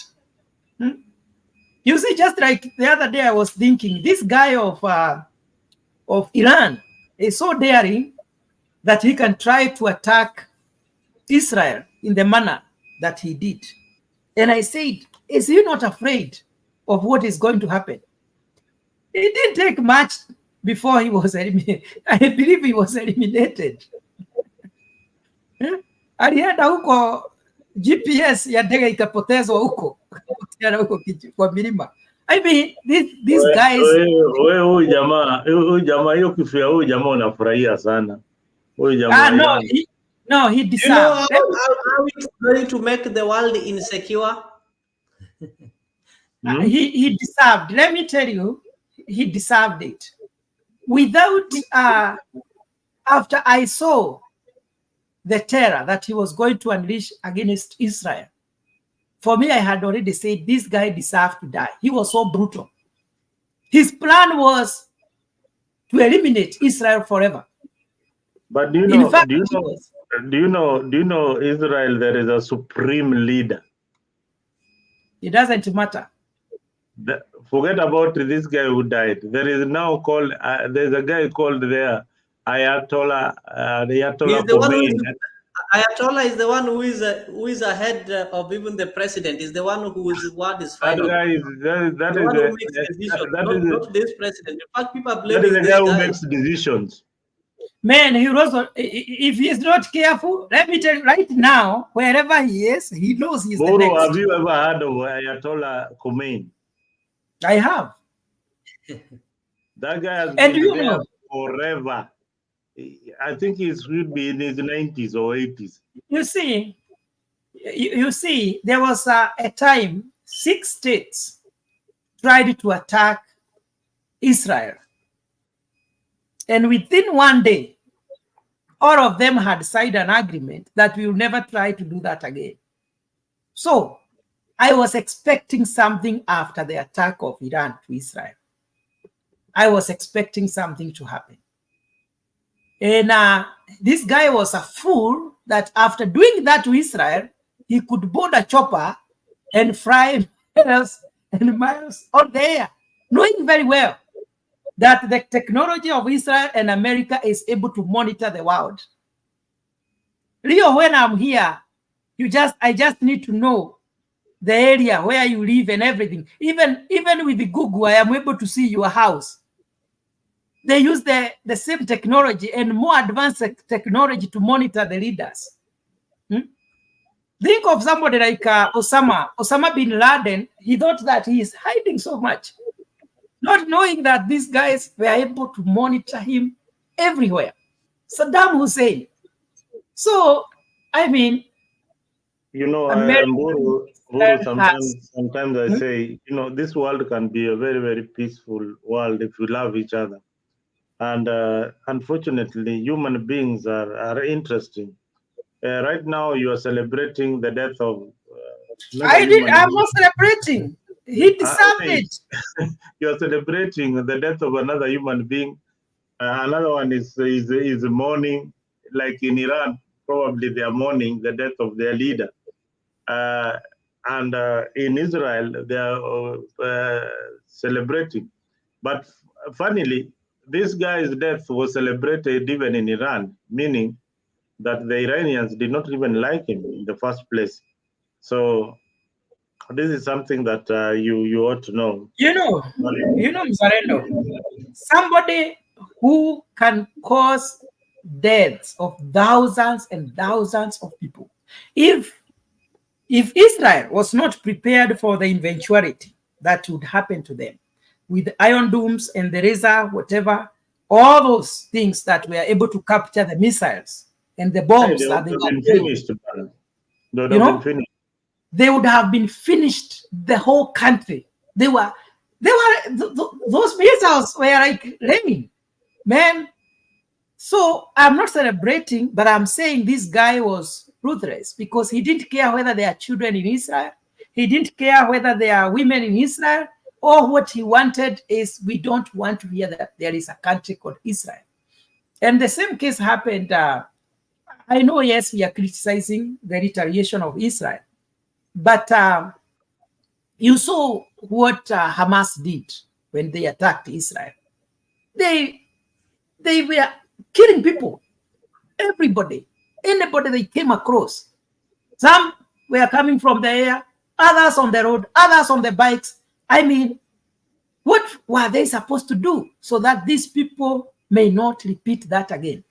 And I can tell you for sure, it will take many, many years before Hamas or anybody can think of attacking Israel.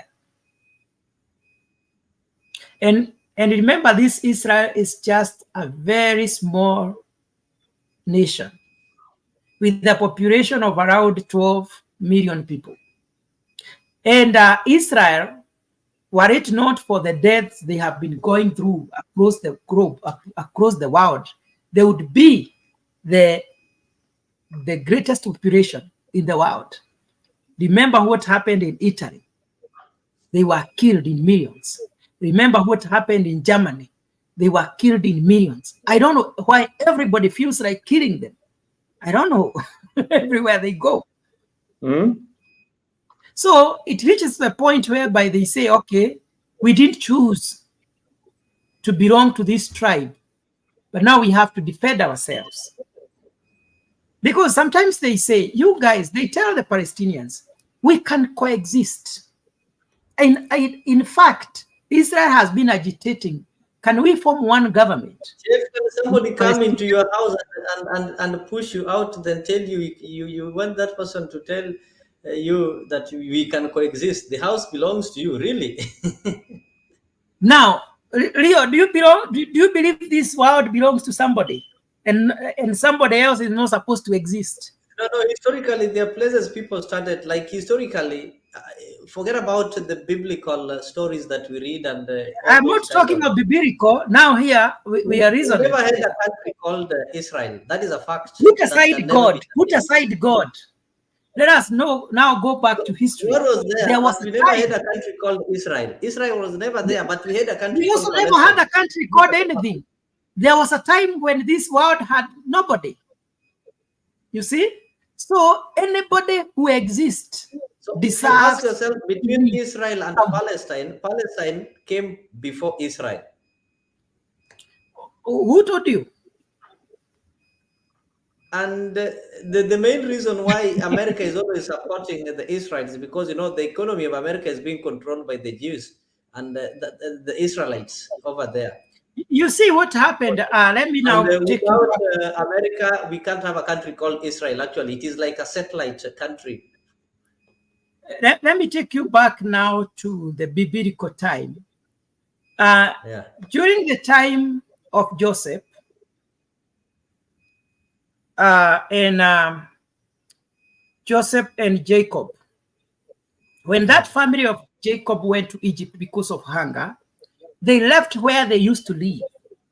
So they went and stayed in Egypt for 400 years. After that, they came back. When God told them, now these are their generation, their descendants. God told them, I am going to give you a land which is full of milk and honey. This land is the same land that their forefathers used to occupy. That is why after they went through the process of King Pharaoh and Moses led them to the promised land, they went and occupied that land. Then there was another drought that these people migrated to Italy. When they went there, after many years, the Italians started killing them because everywhere they go, they prosper. Actually, even the economy of America, to a larger extent, is controlled by the Jewish community, the hospitals, or the big industries. I don't know. Those people are very unique. So they prospered so much in Italy, and the Italians retaliated against them. They started killing them. They were killed, many of them. Just few of them remained. And actually, the United States and the UK were deliberating in settling them to Kenya. But even before they settled them in Kenya, because by then Kenya was a colony of United Kingdom, these people came up with an idea. We want to go back to the land of our forefathers. So the government of America and the United Kingdom, they talked with the Palestinians. They told them, because these are your brothers, can you give them a place where they can come and stay? And they gave them part of their land. But originally it was not that these people were foreigners. That is where their forefathers used to live, and that is why they were insisting to be taken there. So it is not that Israelites were foreigners in Palestine. They were just going back to the land that Jacob and Abraham and those generations they used to occupy. So it's a long history. But remember, okay, I don't want us to go to the biblical side. So it is very hard to tell these people that this is not your country, because that is where their forefathers used to live. But remember, these are brothers. The Palestinians and the Israelites are brothers.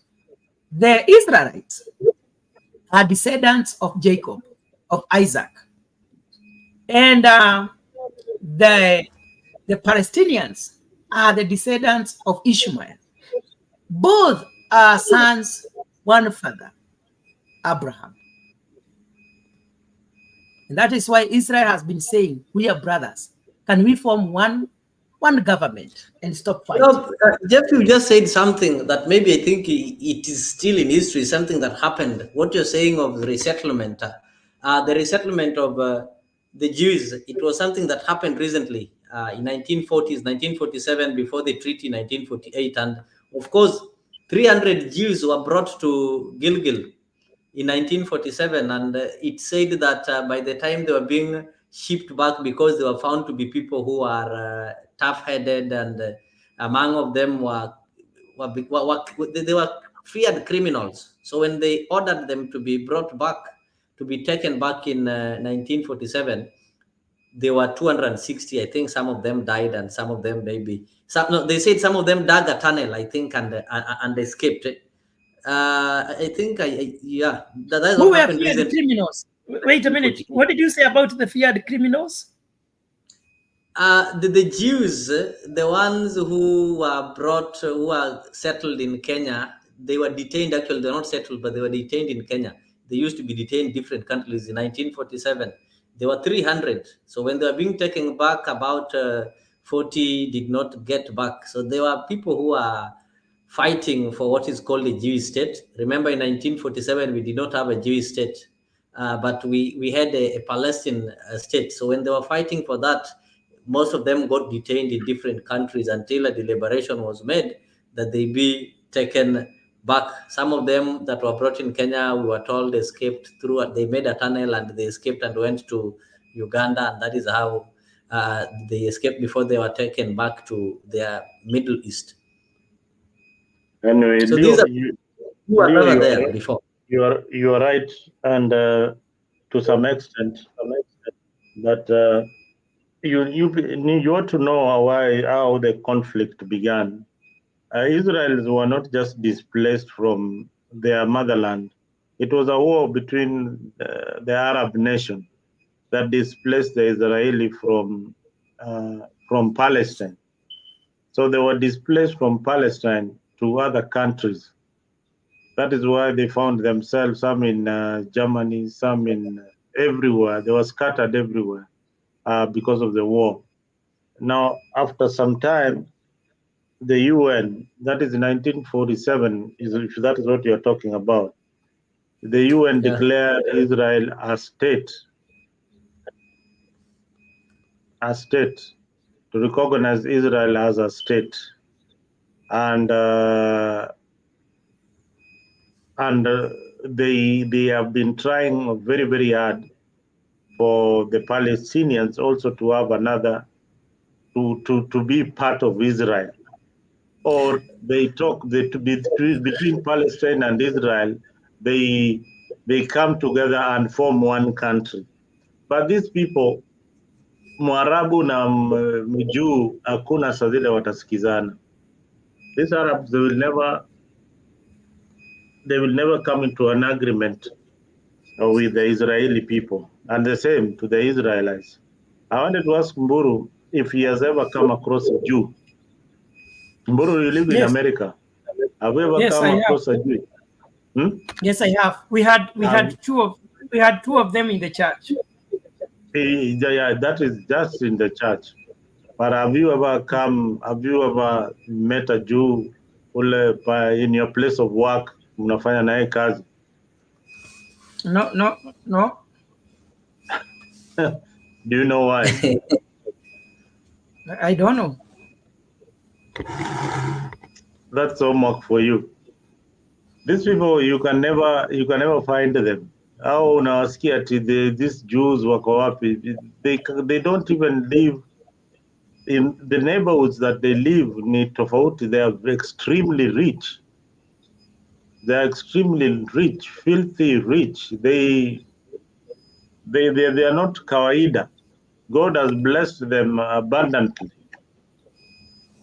Ukipata a Jew wa kawaida, piga naye picha. Ama ukipata Jew maskini, It's very hard. You never see that they are the owners of the biggest hospitals in America, biggest industries, companies.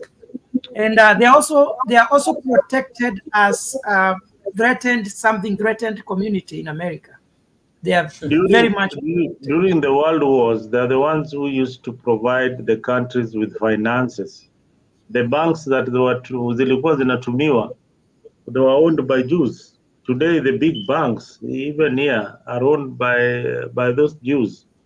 So they control the world economy. They are not like watu wa kawaida. Look at the dome, the dome that they have created to protect themselves. That is a Jew technology. It's not even. To me, that was amazing.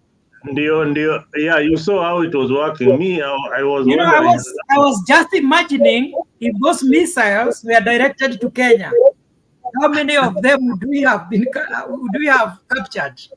I think you need to wind up the show. You have another show in the morning. Zote zikianguka huko, hakuna mtu angekuwa kwa nchi yetu.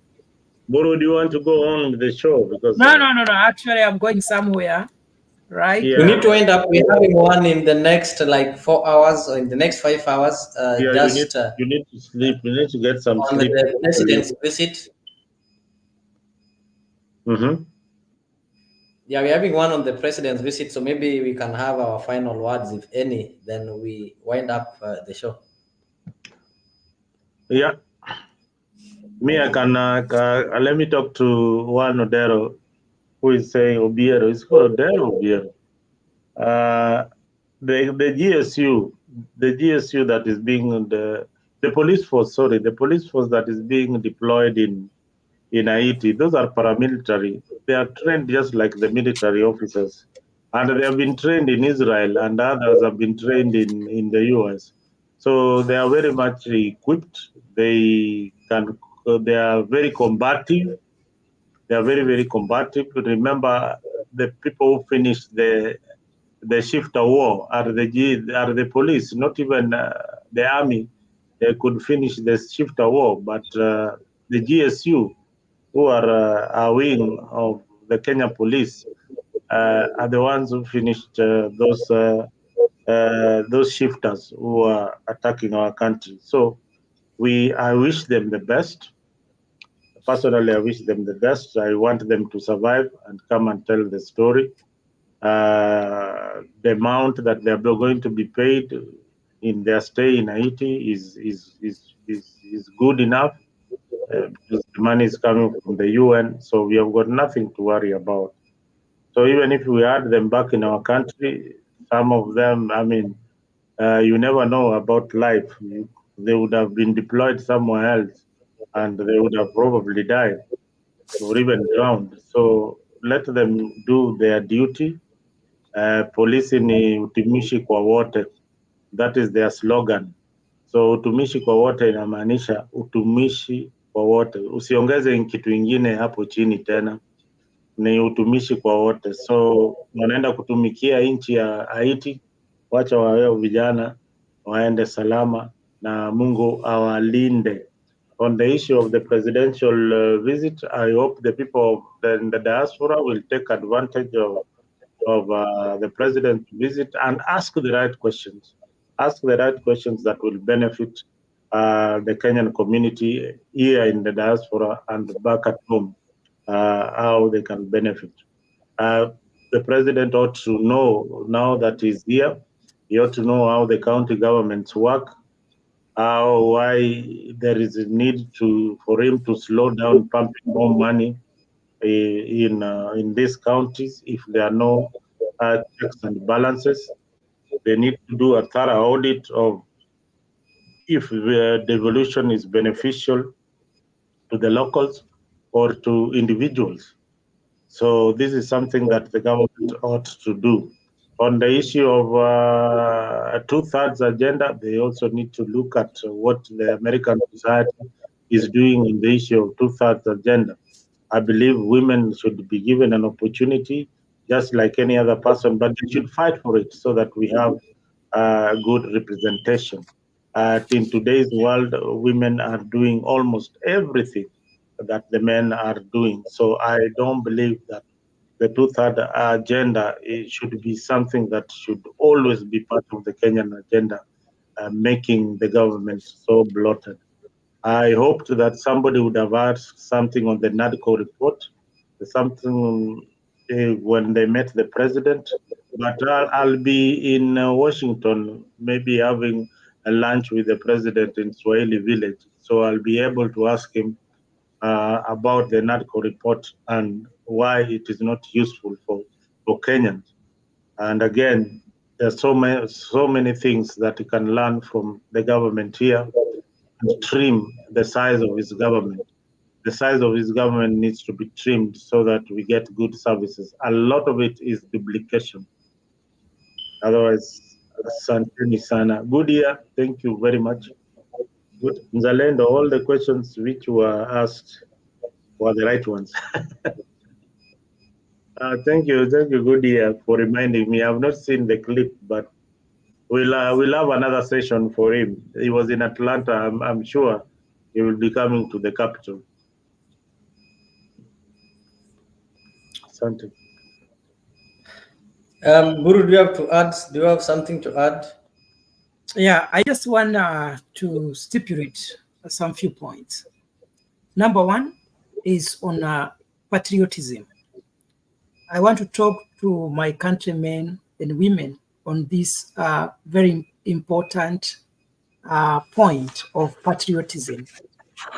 Having lived, I have seen how the people of America love their country. It's very hard for an American to speak negatively about America anywhere. They will tell you, and they believe that America is great, is a good place. And that is why you see everybody want to come to America, because they have been selling their country as the best place in the world. Even their children, they make even our children feel that America is so great. The other day I was telling my daughter that she's a Kenyan, and she was telling me, Kenya is your country. I am an American. Do you know why? It's because they are fed with the information to believe that this is the best country they can ever be in. And that is what we are supposed to do. To know that we as Kenyans, each one of us has a responsibility to build Kenya. So you can demolish your country, you can destroy your country, or build your country basing on the information that you are giving out there. Today, the world has become one. You have your phone there, you have your Facebook, you have your TikTok, you have your YouTube, you have your Twitter. What do you write in those platforms? Are you the kind of a person who always writes negative things about your country? That is very unfortunate that a huge percentage of we Kenyans, we don't see anything good about our country. So it becomes very hard for other people to believe that our country is a good place, even for investment or for tourism destination. That is something that really breaks my heart, that we always talk negative about our leadership, about our country. We never say anything good about our country.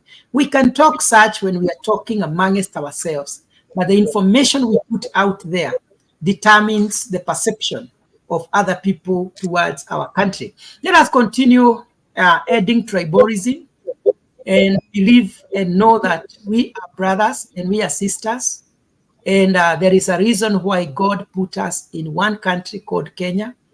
And let us not be having these very strong feelings about this tribe and that tribe, that it becomes very hard and even for people to intermarry easily because of those bad feelings. Or even when you marry somebody from another tribe, it becomes very hard for that person to be accepted in your tribe. To me, I would say it's very, very unfortunate. Let us add the monster of tribalism if we want our country to grow. And finally, let us wish our government well. However much you hate the government, that is your government. So you can only wish that government well, pray for them, encourage them to continue offering services to the country. It's unfortunate there are people who wish the government may fail. There are even those who wish even the mission they have gone to Haiti may fail, so that they may say that William Ruto is not able to make prudent decisions. They wish that even economically he may fail, so that they can say he is not a good leader. We cannot build a country that way. We have to come out of that corner of hatred, political differences, tribe differences, then start embracing our country and start working together as one people to build one powerful, strong nation called Kenya. Thank you so much. God bless you. God do you good. Thank you so much, Mr. Leo, for the opportunity. Thank you so much, Afriq 24 fraternity, even for letting me have a chance to air my contribution. Thank you so much. Thank you so much. From this end, I just want to say thank you. And to our viewers, keep on subscribing and joining as members. So let us meet at 6 a.m. in the morning. We are going to continue this conversation as the president is going to begin his second day of the 4 days tour in United States of America. Of course, we're going to have one Reverend Dr. Nick Obiero, who is a seasoned politician in America, and he will be trying to take us through some of the expectations and some of the things that maybe we don't know that is going to happen in this kind of visit. So don't fail to watch that. And if you've not subscribed, ensure that you do subscribe to this channel. That is Afriq 24-hour TV. So from this end, I just want to say thank you. Thank you so much. Good evening, good afternoon, and good morning from wherever you are.